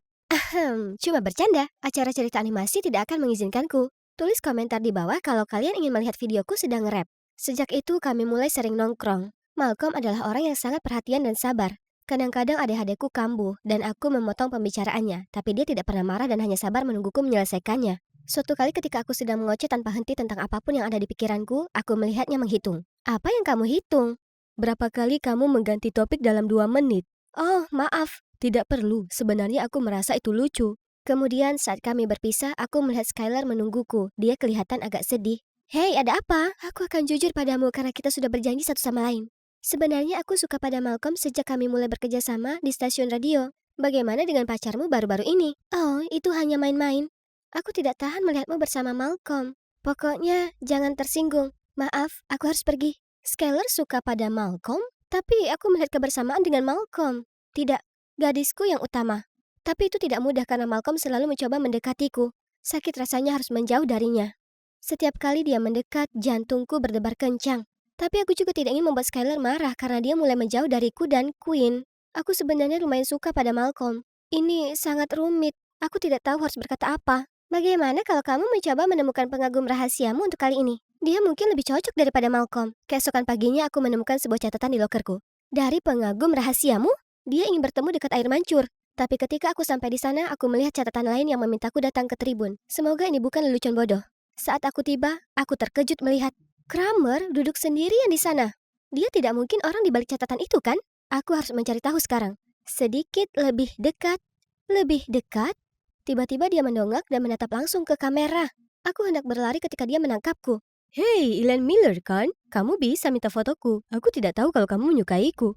Tidak, aku, itu kecelakaan. Sejak itu aku memastikan untuk lebih berhati-hati untuk mengetahui apakah Kramer adalah pengagum rahasiaku. Tapi astaga, sepertinya dia punya indera keenam atau semacamnya. Hei, ada apa? Kamu terlihat gugup? Itu karena dia suka padaku. Dia bahkan mencoba memotretku. Iya kan, Elaine? Tidak apa-apa. Aku memperhatikanmu akhir-akhir ini. Ayo, akui saja. Aku tahu aku sangat menarik. Kenapa kamu lakukan ini? Kamu tahu aku suka padanya. Tidak, biar ku jelaskan. Kamu tahu, aku bahkan berpikir antara kamu dan Skylar hanya salah paham. Tapi tahu apa? Sekarang sepertinya kamu cuma ingin merebut dari kami. Hei teman-teman, tenang. Ada apa? Kamu yang tenang. Kamu tahu Ellen bilang dia suka pada Malcolm juga? Dan sekarang dia juga mengambil Kramer. Kramerku. Hei, soal Kramer ini bukan seperti yang kamu pikirkan. Dan Malcolm, kamu dan dia tidak punya hubungan istimewa. Aku punya kesempatan yang sama sepertimu, kan? Lalu kenapa kamu mengikuti dia tadi? Dan bahkan memotretnya? Dan kita sekarang membahas kesempatan kita dengan Malcolm? Kamu tahu ini tidak adil bagiku. Tidak adil? Kami selalu berusaha untuk mengutamakanmu. Tapi sekarang kamu merasa menjadi korban. Aku tidak tahan lagi. Aku harap kamu bahagia sekarang karena mendapatkan kedua cowok itu, sahabat terbaikku. Itu terlalu berlebihan. Mereka bertindak seolah-olah mereka mengasihaniku. Aku tidak butuh siapapun untuk menjagaku. Aku baik-baik saja sendiri. Sejak kami bertengkar, kami semua sibuk dengan urusan masing-masing. Setiap kali aku berpapasan dengan Skylar, dia hanya menatapku dingin. Queen juga tampaknya telah menemukan kegemaran baru. Aku berhasil bertahan dengan baik. Tapi rasanya ada yang hilang. Suatu kali aku sedang berjalan-jalan saat aku melihat Skylar dan Malcolm dikelilingi kerumunan. Ternyata Skylar mengakui dia menyukai Malcolm dan memintanya untuk kencan, tapi Malcolm menolaknya. Kerumunan itu tidak melewatkan kesempatan untuk mengejeknya. Tiba-tiba aku teringat bagaimana Skylar dulu selalu membelaku dan aku merasa sangat kasihan padanya. Jadi aku memutuskan untuk membelanya kali ini, tapi dia malah lari dari sana. Aku mencoba mengejarnya, tetapi Skylar tidak mau mendengarkan. Tiba-tiba dia menyeberang jalan tanpa melihat, dan sebuah mobil menabraknya. Aku dengan panik berlari untuk memeriksanya, dan kami segera membawanya ke UGD. Syukurlah dia baik-baik saja. Hanya beberapa memar dan goresan, tetapi dia menolak membiarkanku masuk. Malam itu ku coba telepon Queen, tapi teleponnya terus diarahkan ke pesan suara. Tapi aku sudah mengambil keputusan. Aku terus menekan belnya dan bersikeras menunggu sampai dia muncul. Akhirnya dia menyerah. Hei, aku minta maaf untuk... Oh, kamu minta maaf padaku? Tidak perlu mengasihaniku. Nikmati saja kebahagiaanmu. Malcolm menolakku karena dia memilih kamu. Senang sekarang? Sekarang tinggalkan aku sendiri, dasar kejam dan egois. Kemudian dia membanting pintu di depanku, meninggalkanku di sana dengan perasaan kaget. Pertunjukan bagus. Ini seharusnya ada di Netflix. Kramer, kenapa kamu di sini? Aku tinggal tepat di sebelah. Jadi, aku lihat Skylar tidak mau bertemu denganmu. Tapi aku mau. Jauh-jauh dariku, aku tidak pernah menyukaimu. Apa kamu mau jual mahal sekarang, gadis kecil yang cantik?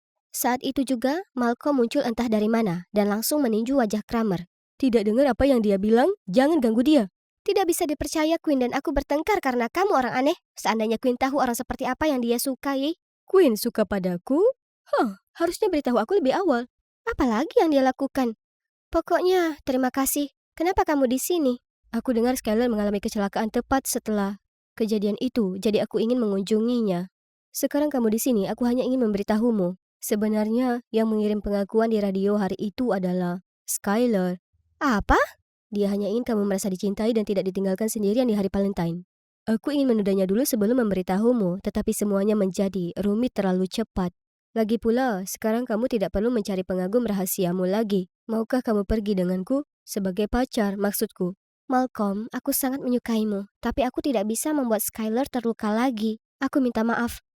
Tidak apa-apa, aku mengerti. Sepertinya aku akan melihat Skylar lain kali. Maafkan aku, Malcolm. Kemudian aku tiba di rumah dan melihat ibu sedang mengemas beberapa kotak. Bisa periksa apakah kamu masih membutuhkan ini dari loteng? Kalau tidak, harus dibuang. Aku membuka kotak-kotak itu dan menemukan foto-foto lamaku, Skylar dan Queen di dalamnya dan aku langsung menangis. Kami terlihat sangat bahagia bersama seperti tidak ada yang bisa memisahkan kami. Benar sekali, kami bersaudara. Aku harus memperbaiki semuanya. Keesokan harinya, tepat setelah jam pertama, aku mencari Skylar. Ya Tuhan, aku sangat cemas. Di mana mainan gelisahku? Bagaimana kalau Skylar masih marah padaku? Mencari ini? Iya. Skylar, aku perlu bicara. Aku juga. Maaf, Elaine. Aku sangat terluka dan malu kemarin sehingga aku mengatakan hal-hal buruk padamu. Dan kamu benar. Aku harusnya memberitahu lebih awal kalau aku suka pada Malcolm. Tapi setelah semua ini, aku menyadari betapa bodohnya aku dan aku tidak ingin kehilanganmu atau kehilangan kita. Hei, aku juga. Aku tidak bisa tidur kemarin setelah mendengar semuanya dari Skylar. Aku tidak menjadi diriku sendiri tanpa kalian berdua. Oh, aku juga. Kalian berdua sangat berarti bagiku. Ternyata Skylar juga yang memberi catatan di loker hari itu. Dia bilang dia ingin aku berhenti mencari pengagum rahasia, dan Kramer kebetulan ada di sana. Setelah itu aku juga memberitahu Queen dan Skylar tentang pertengkaran antara Kramer dan Malcolm malam itu, dan tiba-tiba Kramer muncul. Hei Queen, aku baru sadar kalau aku selalu menyukaimu. Maafkan aku karena temanmu Elaine menyukaiku, tapi kamu adalah pasangan yang sempurna. Jadilah pacarku, ya? Skylar dan aku langsung saling memandang dengan khawatir. Saat, Kramer, kamu tahu apa yang Lady Gaga katakan? Terjebak dalam romansa buruk, aku tahu aku selalu tampan sehingga kamu tidak bisa menolak. Dia akan bilang, wanita tetap bersatu, dasar brengsek. Kramer segera lari dengan malu. Dasar pecundang. Ngomong-ngomong, Malcolm pergi untuk belajar ke luar negeri hari ini dan dia mengirim salam perpisahan untukmu. Aku merasa sangat tidak enak padamu dan Malcolm. Tidak apa-apa, orang yang tepat, waktu yang salah. Sejak saat itu, kami bertiga selalu berada di sisi satu sama lain dan lulus bersama. Kami bahkan kuliah di kampus yang sama sekarang dan memastikan kami menghadiri setiap pesta bersama. Suatu malam di sebuah festival musik, aku sedang menunggu Skylar dan Queen kembali dari toilet ketika mereka mulai memainkan lagu Kendrick Lamar. Musik hip-hop akan selalu mengingatkanku pada seseorang sekarang. Tiba-tiba sebuah sapu tangan diberikan padaku. Aku melihatmu dari kejauhan. Apa ini waktu yang tepat untuk mendapatkan nomormu sekarang?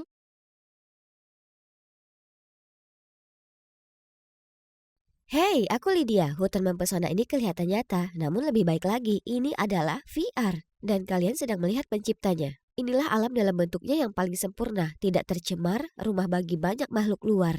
Itu sebenarnya avatar temanku. Salah satunya adalah Laila, sahabatku, satu-satunya sahabatku dalam dunia nyata. Semua anak-anak mengira aku aneh karena obsesiku terhadap tanaman dan alam. Lalu aku bertemu Laila yang juga seorang pencinta alam. Aku langsung tahu bahwa dia dan aku akan menjadi teman baik. Kami menyukai semua hal aneh yang sama, seperti acar bawang putih dan menanam paprika untuk membuat semprotan merica. Kami pada dasarnya tidak dapat dipisahkan, dan dengan Laila di sisiku, aku tidak lagi peduli dengan apa yang dikatakan anak-anak lain. Namun duniaku tiba-tiba terbalik ketika Laila lulus SMA dan harus pindah ke perguruan tinggi. Mengucapkan selamat tinggal membuatku sedih dan juga takut. Laila satu-satunya temanku, dan aku akan merasa hilang arah tanpa dia. Jadi dia mendapat ide untuk menggunakan VR untuk menemaniku. Tanpa kusadari, hal itu benar-benar mengubah hidupku. VR membuka dunia baru bagiku, memberiku alat untuk membangun tanah impianku, tempat di mana aku dan Laila dapat berkumpul dan menjelajahi alam seperti dulu. Tak lama kemudian, aku segera memahami VR dan menjadi pemain terkenal dalam game tersebut. Tak lama kemudian, hidupku lebih bersifat virtual daripada kenyataan. Tiba-tiba, semuanya menjadi hitam. Aku melepas headset VR dan ibu serta ayah berdiri di depan pintu. "Kenapa kamu masih di sini?" "Demi Tuhan, ini tengah hari sekolah." Kamu sudah terkubur dalam permainan itu sejak tahun pertamamu. Cukup sudah. Apa kamu tahu? Kita terlalu memanjakannya. Kamu harus masuk perguruan tinggi pada akhir tahun ajaran, atau kami akan mengusirmu dari rumah ini. Lalu bagaimana aku bisa memainkan VR? Kalian tahu ini hidupku. Bukan masalahku, kamu sudah berusia 18 tahun. Inilah waktunya bagimu untuk tumbuh dan menghadapi kenyataan. Bu, aku bersama ayahmu dalam hal ini. Sekarang cepatlah berangkat ke sekolah. Kemudian aku menghubungi Laila untuk meminta bantuan. Kenapa nggak daftar ke kampusku? Sepertinya itu ide yang bagus. Aku akan bertemu langsung denganmu lagi. Benar, kamu akan berada di luar jangkauan orang tuamu dan ini sekolah yang mudah untuk dimasuki. Mereka hanya butuh transkrip nilai SMA, gampang. Oke, jangan katakan lagi. Daftarkan aku. Bulan-bulan berlalu dan akhirnya tibalah hari penerimaan perguruan tinggi. Guys, ini penuh sesak sekali di mana aku dapat menemukan taman sekolah. Itu dia. Tapi di mana Laila? Hanya ada anak laki-laki duduk sambil membaca buku. Dia benar-benar bersinar di bawah sinar matahari. Dia tiba-tiba mendongak dan mata kami bertemu. Itu sangat canggung. Lydia, ya ampun, aku sangat senang kamu ada di sini. Akhirnya kita ketemu lagi setelah 2 tahun. Laila, aku juga merindukanmu. Kamu terlihat berbeda. Gadis yang berdiri di depanku benar-benar berdandan dari atas sampai ujung kaki. Apa yang terjadi dengannya? Aku menemukan gayaku sejak aku tiba di sini. Jangan khawatir, aku akan membantumu dengan gayamu juga. Tapi aku suka gayaku. Ngomong-ngomong, jurusan apa yang kamu ambil? Aku belum memutuskan. Lebih baik cepat, sekolah kita punya aturan. Untuk tinggal di sini, kamu harus memilih jurusan dalam minggu pertama. Tapi bukan masalah besar ke jurusanku saja. Rumah kaca. Aku ketua kelas sekarang. Ayo, aku akan mengajakmu berkeliling. Kemudian Laila membawaku ke infrastruktur departemennya, dan aku sangat terkesan. Itu dilengkapi dengan eksperimen dan teknologi modern serta tanaman eksotik. Saat itu sekelompok siswa melewatiku dan berkumpul di sekitar Laila. Dia memperkenalkan mereka sebagai teman barunya, tapi mereka hanya memberiku screening dari ujung rambut sampai ujung kaki, lalu langsung mengabaikanku. Tidak sopan. Terserahlah, aku butuh waktu VR sendirian. Aku memakai headset dan melakukan beberapa gerakan tinju, tapi secara tidak sengaja menjatuhkan sesuatu di kehidupan nyata. Laila, kenapa temanmu memakai VR dan merusak barang-barang kita? Jangan bilang padaku dia dari VR. Tidak, dia hanya menggunakan VR karena dia punya social anxiety. Aku akan bicara dengannya. Lydia, dengar, jika kamu ingin menjadi jurusan rumah kaca, kamu harus sedikit menghentikan VR. Kamu tidak boleh membawa headset kemana-mana di kampus, oke? Dengan bingung aku menggaruk kepalaku. Bukankah dia juga selalu bermain VR denganku? Setelah itu aku masuk ke kamar asramaku dan menemukan seorang gadis sedang bermain balap motor VR favoritku, sambil mengendarai hoverboardnya. Dia bagus, tapi akulah bos permainan ini. Seketika aku mengikuti perlombaan dan dengan cepat melewatinya. Tapi kawan, gadis ini galak. Kami akhirnya mencapai garis finish di waktu yang bersamaan. Wow, itu luar biasa. Ngomong-ngomong, aku Lydia. Ini hari pertamaku dan aku ditempatkan di kamar ini. Kamu teman sekamarku? Iya, aku Kristen, ketua kelas departemen VR. Sepertinya kamu sangat mengenal VR. Sudah berapa lama kamu bermain? Aku masih baru memulainya 2 tahun yang lalu. Wow, kamu keren. Ingin bergabung dengan departemen kami? Keesokan harinya, Christine mengajakku berkeliling di departemen VR yang penuh dengan teknologi baru. Wow, ini keren sekali! Setiap minggunya kami mengadakan pameran teknologi VR baru, dan banyaknya kami berinteraksi di VR. Tidak perlu obrolan kehidupan nyata yang canggung. Selain itu, departemen kami juga mengikuti kompetisi kreativitas tahunan sekolah untuk mendapatkan hadiah besar sebesar $10.000 yang dapat kami gunakan untuk mengembangkan teknologi VR yang lebih modern. Wah, tempat ini adalah surga. Bayangkan saja bermain VR sepanjang hari setiap hari. Astaga, apa bisa? Soccer shot in hands? Aku segera bergabung dalam permainan dan memberikan tendangan besar, mencetak gol. Tunggu, apa aku memecahkan potnya lagi? Aku melepas headsetku dan melihat seorang pria meringkuk kesakitan. Ya Tuhan, aku minta maaf. Jangan khawatir, aku baik-baik saja. Wajahnya tampak sangat familiar. Oh, aku ingat kamu di taman sekolah beberapa hari yang lalu. Ya, itu aku. Aku Marshall. Mempertimbangkan masuk VR? Ya, aku Lydia. Lydia, menurutku kamu akan suka di sini. Tiba-tiba aku merasakan wajahku memanas ketika aku terselamatkan oleh panggilan telepon dari Laila. Aku segera minta diri dan langsung berlari ke arahnya. Hei, aku sudah mencarimu kemana-mana. Ada pesta penyambutan malam ini dan kamu harus ikut. Tidak ada pesta. Oh, ayolah, aku akan memperkenalkanmu pada kelompok penelitian kami. Tahu ada kompetisi kreativitas antar departemen? Rumah kaca ada di dalamnya untuk memenangkannya. Tapi, tidak ada tapi. Sekarang, ayo bersiap-siap. Di pesta, Lela menyeretku ke tempat anak-anak rumah kaca berkumpul, tapi mereka masih memelototiku. Seharusnya aku pergi saja, tetapi dalam perjalanan keluar, aku bertemu Marshall. Hei Lydia, aku mencarimu. Kamu menjatuhkan sapu tangan ini di departemen VR. Itu dari nenekmu kan? Ya Tuhan, terima kasih. Tapi, kok kamu tahu itu punya nenekku? Aku hanya menebak. Aku melihat inisialmu di sana. Hei, mundurlah kalian penggila VR. Berhenti bicara dengan anggota baru kami. Apa kamu yakin? Pagi ini dia tampak sangat menyukai semua alat dan gadget kami. Apa yang kamu bicarakan? Lydia, jelaskan ini. Apa yang perlu dijelaskan? Otak kacangmu tidak bisa membaca yang tersirat ya? Laila menerjang Christine dan terjadi perkelahian di antara mereka. Itu sebabnya aku tidak cocok dalam pertemuan sosial. Hei, mau keluar dari sini? Ya, tolong. Marshall menjelaskan bahwa ada perselisihan antara Departemen VR dan Rumah Kaca. Mereka bersaing ketat dalam banyak hal, terutama kompetisi beasiswa. Namun terkadang keduanya bertindak terlalu jauh. Rumah Kaca menempatkan serangga di ruang fasilitas VR yang merusak semua kabelnya. Untuk membalasnya, VR mengacaukan sistem air di Rumah Kaca, yang menyebabkan pemadaman air dan membunuh puluhan tanaman. Dan tentu saja Presiden, Layla, dan Christine selalu bertengkar satu sama lain. Astaga, aku berencana memilih VR sebagai jurusanku, tapi itu berarti mengubah diriku menjadi musuhnya. Apa yang harus aku lakukan? Aku mencoba kembali ke VR untuk mengalihkan pikiranku, tapi aku sulit berkonsentrasi. Lydia, kenapa kepalamu terjebak di awan? Aku sudah berpikir, aku ingin berada di Departemen VR. Rumah Kaca itu bagus, tapi aku tidak yakin itu cocok untukku. Aku hanya tidak ingin kita menjadi musuh. Tidak apa-apa, kita tetap berteman. Apapun keputusanmu, ikuti saja apa kata hatimu. Oh, dia menempatkanku di atas semua persaingannya. Lagi pula, dia tidak banyak berubah. Keesokan paginya, aku pergi melamar ke Departemen VR, lalu melihat Layla. Hei Layla, aku membuat keputusan, aku melamar ke Departemen VR. Apa? Kamu tidak mungkin serius? Memilih VR berarti kamu membuang impianmu dan hidup dalam fantasi yang tidak nyata. Tidak nyata? Ini lebih nyata daripada hal gadis keren dengan teman-teman seksi yang kamu alami. Dan kenapa kamu menyuruhku mengikuti kata hatiku? Kalau jelas-jelas menentangnya. Aku bilang begitu padamu? Aku menganggukkan kepalaku, bingung. Aku mungkin lidahku terpeleset atau semacamnya, tapi coba pikirkan lagi. Ada yang tidak beres. Aku bersumpah dia benar-benar terlihat tulus kemarin. Sehari kemudian aku kembali ke kamar asramaku hanya untuk menemukan headsetku retak dan tidak bisa dinyalakan. Siapa yang melakukan ini? Panik, aku hanya memikirkan satu orang yang dapat membantu aku memperbaikinya sekarang, Marshall. Perlu waktu beberapa hari untuk memperbaikinya. Oh tidak, aku tidak bisa melewatkan satu hari pun tanpa VR. Aku pikir kamu pasti bisa menemukan sesuatu untuk dilakukan. Seperti apa? Kamu boleh main ke sini. Sial, orang ini kurang ajar. Tiba-tiba telepon Marshall berdering, dan dia minta diri beberapa menit. Aku melihat sekeliling kamar dan melihat dua headset VR di atas meja. Mungkin Marshall tidak akan repot jika aku meminjam satu set cadangan, bukan? Saat dinyalakan, hutanku sendiri muncul di depanku. Apakah dia mengikutiku? Aku mengklik profilnya untuk melihat. Dia login sebagai Layla? Temanku Layla? Jadi Layla yang aku ajak bicara bukanlah Layla asli, tapi Marshall?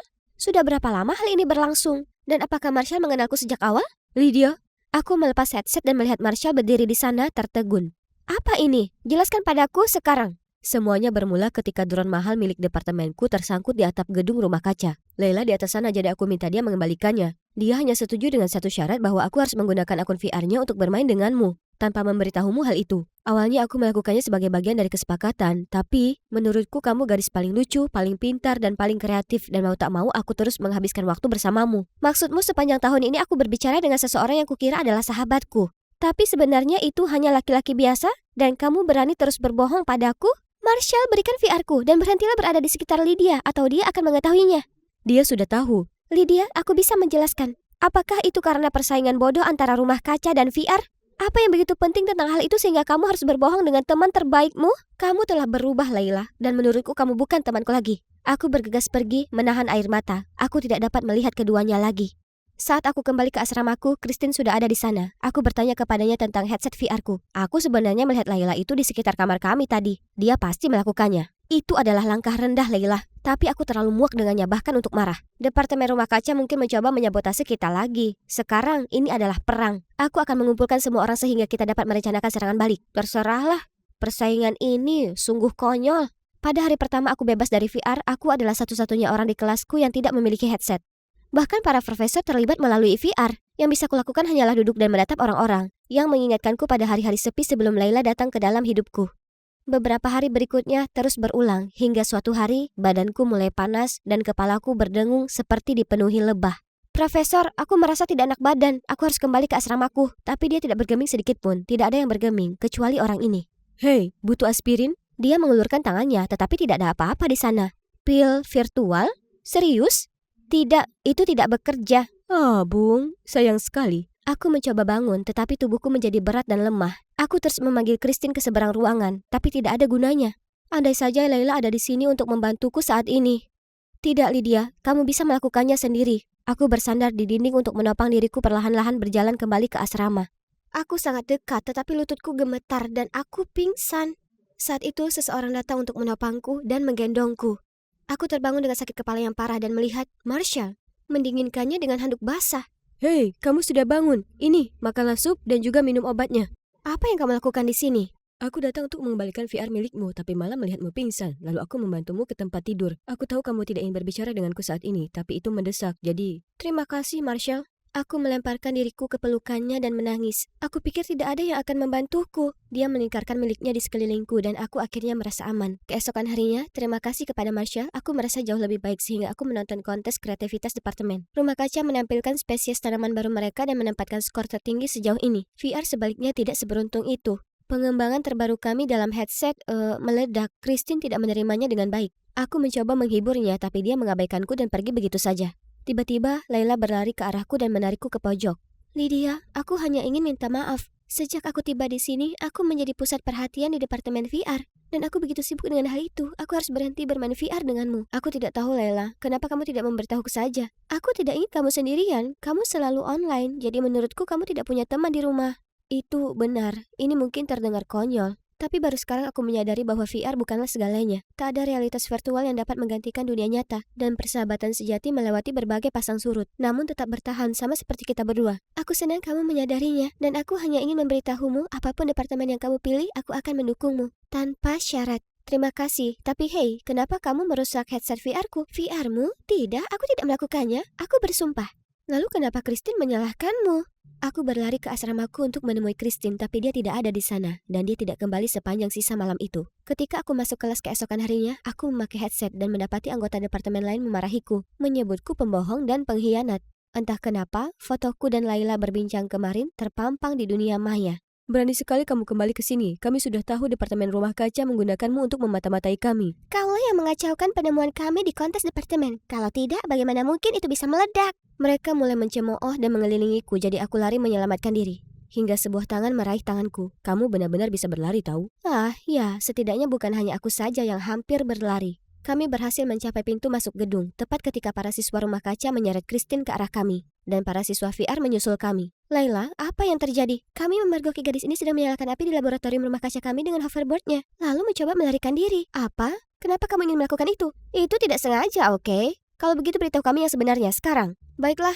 Jadi sehari sebelum kompetisi departemen, aku diam-diam melakukan penyesuaian pada model VR. Tapi entah kenapa itu menyebabkan kesalahan dan akhirnya kami kehilangan hadiahnya. Aku sangat marah sehingga aku memutuskan untuk melampiaskannya pada kelompok rumah kaca ini. Tadi malam aku menyelinap ke labmu mencoba mengambil semua penelitianmu. Namun tiba-tiba hoverboardku kepanasan dan meledak sehingga menyebabkan api menyebar kemana-mana. Aku ketakutan dan pergi dan kalian tahu sisanya. Ya, terima kasih. Lab kami terbakar habis. Kamu beruntung tidak ada yang terluka. Dan kamu berani menyalahkan Lydia karena kalah dalam kontes. Aku harus melakukannya, jika tidak seluruh departemen akan mengawasiku. Oh, bukan hanya departemen VR. Sekarang semua orang marah pada penyihir manipulatif gila ini. Bagaimana dengan headset VR-ku? Apakah kamu juga merusaknya? Ya, itu hanya sedikit trik agar kamu dan Laila bertengkar. Bagaimanapun, kamu memang anggota departemen VR. Itu berarti jangan berteman dengan rumah kaca. Benar kan, teman-teman? Teman-teman? Kali ini kamu sudah keterlaluan, Christine. Dan persaingan ini sungguh konyol. Lihat apa dampaknya. Para siswa VR sangat setuju. Mereka segera memilih untuk menurunkan Christine dari peran ketua kelasnya sebelum menyerahkannya ke bagian administrasi. Mereka minta maaf atas nama Christine dan menawarkan bantuan pada rumah kaca untuk membangun kembali lab mereka. Tentu saja Laila dan departemen rumah kaca setuju. Ini tampak seperti awal dari kemitraan yang indah. Dalam beberapa bulan, bekerja sama dengan departemen VR, rumah kaca direnovasi dan diperbaiki sepenuhnya. Tidak ada lagi yang peduli untuk menyebutkan perseteruan antara dua departemen. Dan coba tebak, aku sudah melamar jurusan kedua di rumah hijau. Mengambil jurusan ganda memang sulit, tapi aku mendapat dukungan dari Laila dan Marshall serta teman-teman kami di kedua departemen. Ngomong-ngomong tentang Marshall, dia ingin membawaku ke suatu tempat yang spesial di dunia nyata. Dia menutup mataku dan membawaku ke sana. Sekarang bisa lihat. Aku bersumpah aku berada di dunia VR. Tapi ternyata tidak. Aku bisa merasakan dan mencium aroma bunga, rumput lembut, dan tangan hangat Marshall yang memegang tanganku. Lydia, aku sudah lama ingin memberitahumu hal ini. Aku tidak ingin menjadi teman virtualmu atau bahkan teman di kehidupan nyata. Aku ingin lebih. Jadi, apa kamu mau jadi pacarku? Apakah kamu bercanda? Ya.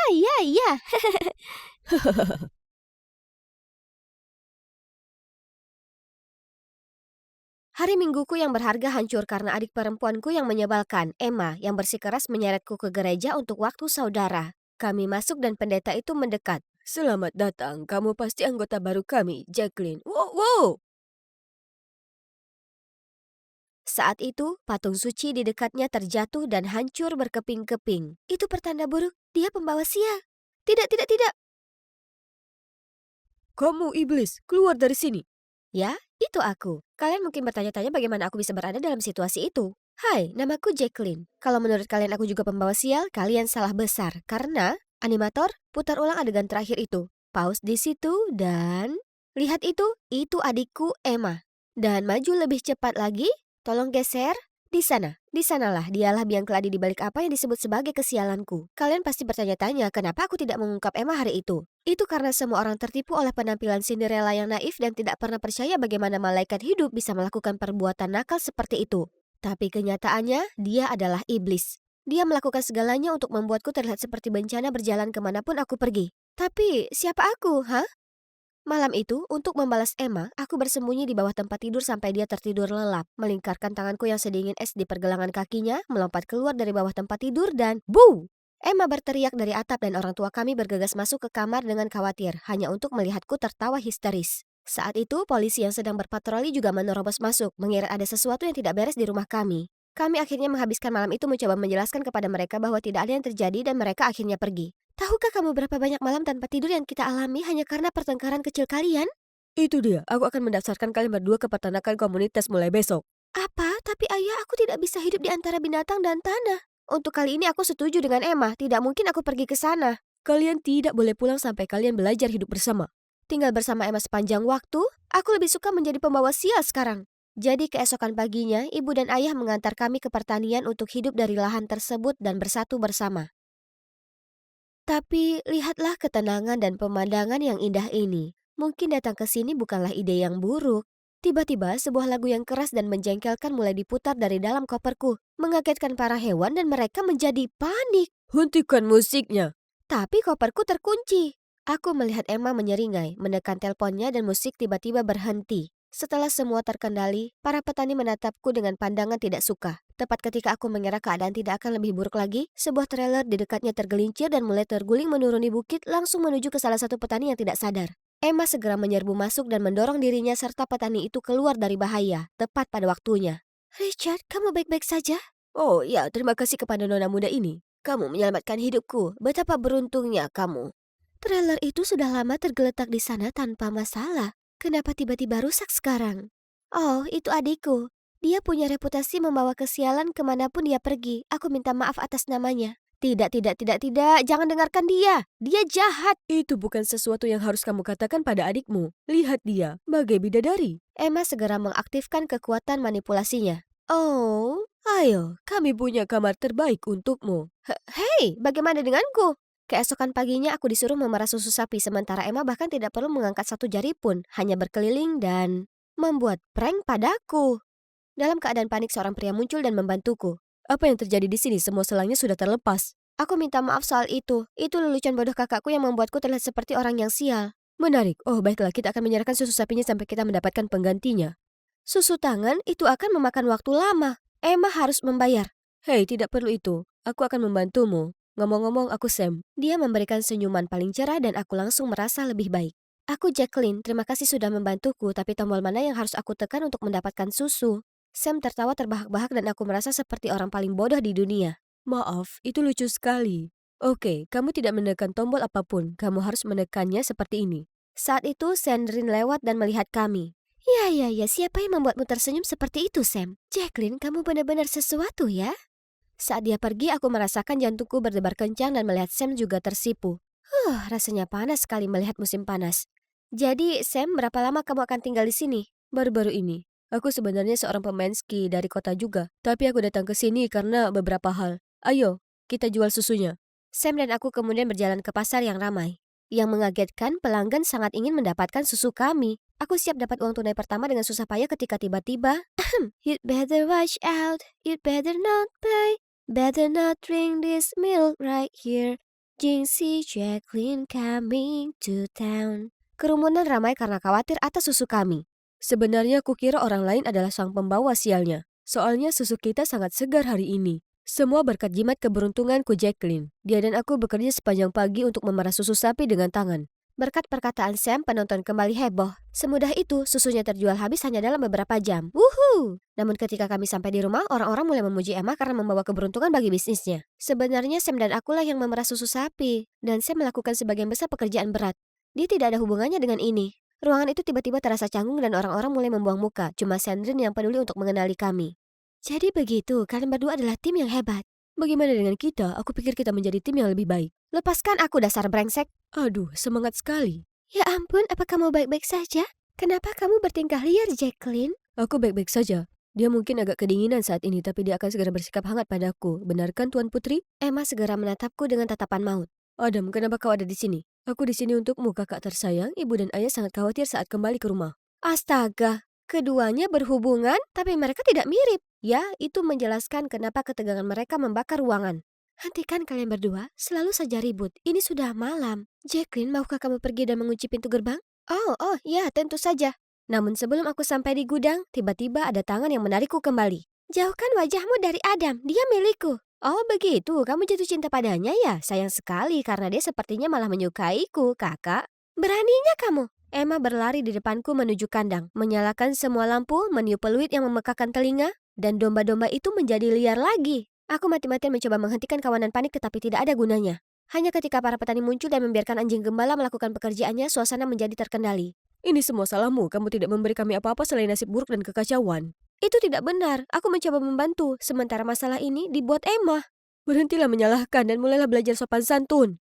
Aku tercengang. Di belakang Richard, Emma menyeringai licik. Dia menang kali ini, tapi tidak lama. Karena bagaimana kalau aku mencuri gebetan Emma alias Adam tepat di hadapannya? Sebenarnya aku tidak perlu mencuri apapun karena Adam selalu menemukan jalan ke arahku terlebih dahulu. Dan dia juga mengajak Sam. Sepertinya ada sesuatu yang terjadi di antara mereka dan mereka terus berjuang untuk mendapatkan perhatianku. Mereka menghujaniku dengan makanan, berebut kursi di sebelahku saat makan malam, dan tidak mengizinkanku mengangkat apapun. Bahkan yang sangat ringan sekalipun, itu sangat menjengkelkan. Tapi melihat Emma marah-marah karena cemburu setiap kali, itu sangat berharga. Suatu sore, Sam dan aku sedang memetik bunga di ladang ketika dia dengan lembut menyelipkan sekuntum bunga ke rambutku. Kelihatan cocok untukmu. Lalu, dia mengangkat wajahku dan mendekat. Aku sedang melayang tertiup angin musim panas, siap untuk berciuman ketika kami berdua terguncang oleh putaran mesin. Adam? Kenapa cantik mau berkencan denganku? Dia bersamaku, tidak lihat? Ya, mungkin aku dibutakan oleh cintaku padamu. Bagaimana kalau kalian berdua menunjukkan rasa cinta persaudaraan dan pergi bersama ya? Lalu aku berjalan pergi, hanya untuk melihat kepala pirang Emma mencuat dari bunga. Hei Adam, setelah dipikir-pikir lagi aku ingin pergi bersamamu. Apa kau mau? Saat berkendara pergi, aku bisa melihat Emma marah dan Sam dengan mata sedih mengikutiku. Tapi masalahnya, ini sangat canggung. Aku tidak ingin menggoda jika tidak ada Emma dan dia, aku tidak tahu. Tidak tahan lagi, jadi aku menyuruhnya untuk mampir ke toko pakaian acak ini dan memaksa dia mencoba setelan mewah ini. Wah, kamu bisa kelihatan keren juga ya. Apa biasanya aku tidak terlihat keren? Ya, kamu terlihat seperti hooligan.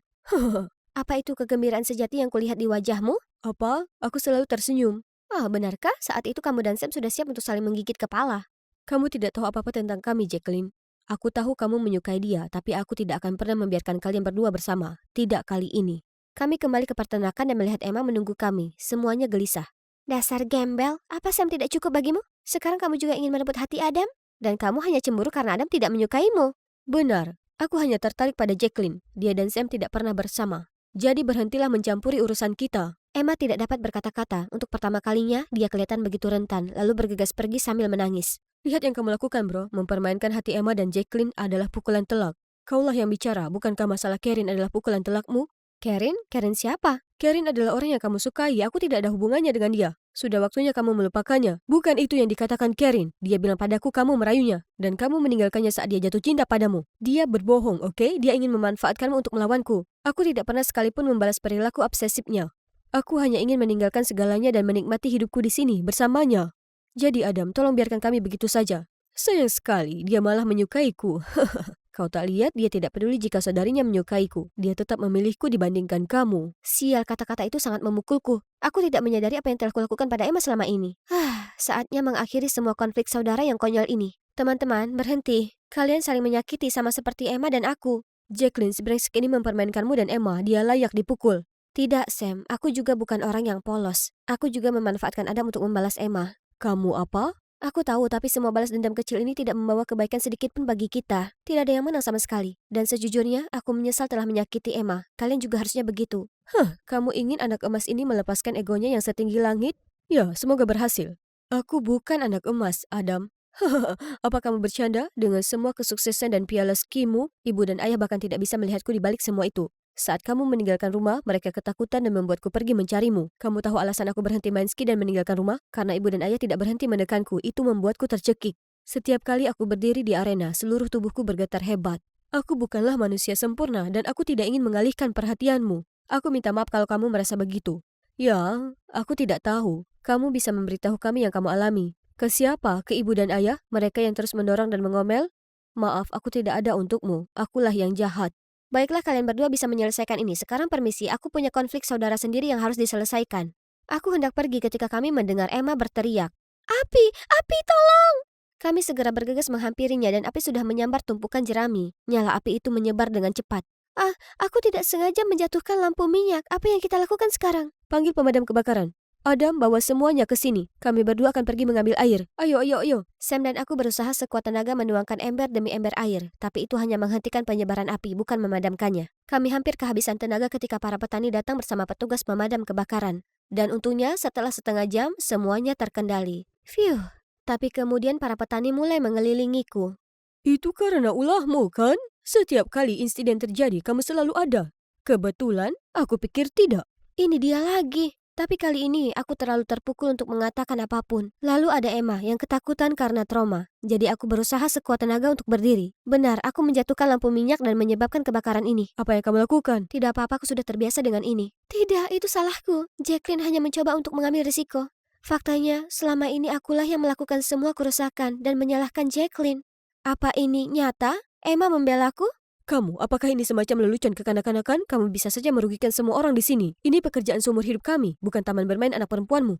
Aku benar-benar minta maaf. Sudah cukup. Besok pagi kalian berdua harus pergi dari sini. Selamanya. Kami tidak punya pilihan selain menelpon orang tua kami untuk menjemput kami. Sementara itu aku harus mengemas barang-barangku. Hei, aku tahu aku sudah jahat padamu sejak lama. Jadi, kenapa kamu masih melindungiku? Aku hanya bosan dengan pertengkaran kecil-kecilan. Lagi pula aku merasa tidak enak karena mencuri Adam darimu. Aku tidak punya perasaan apapun padanya. Dan menurutku dia juga tidak jatuh cinta padaku. Aku hanya ingin mengerjaimu. Sudah kuduga, sebenarnya aku pernah mendengar kalian membicarakan itu. Dan itu membuatku sadar.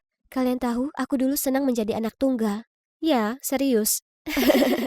Tapi sejujurnya, saat kamu datang, rasanya semua perhatian dan cinta dilucuti dariku. Aku merasa sangat kesepian dan cemburu, jadi aku memutuskan untuk menjadikanmu pusat perhatian, tetapi dengan cara yang paling buruk. Maaf, tidak apa-apa, sekarang semuanya sudah berlalu. Aku hanya ingin kita rukun. Dan aku tidak disebut pembawa sial lagi. Baiklah.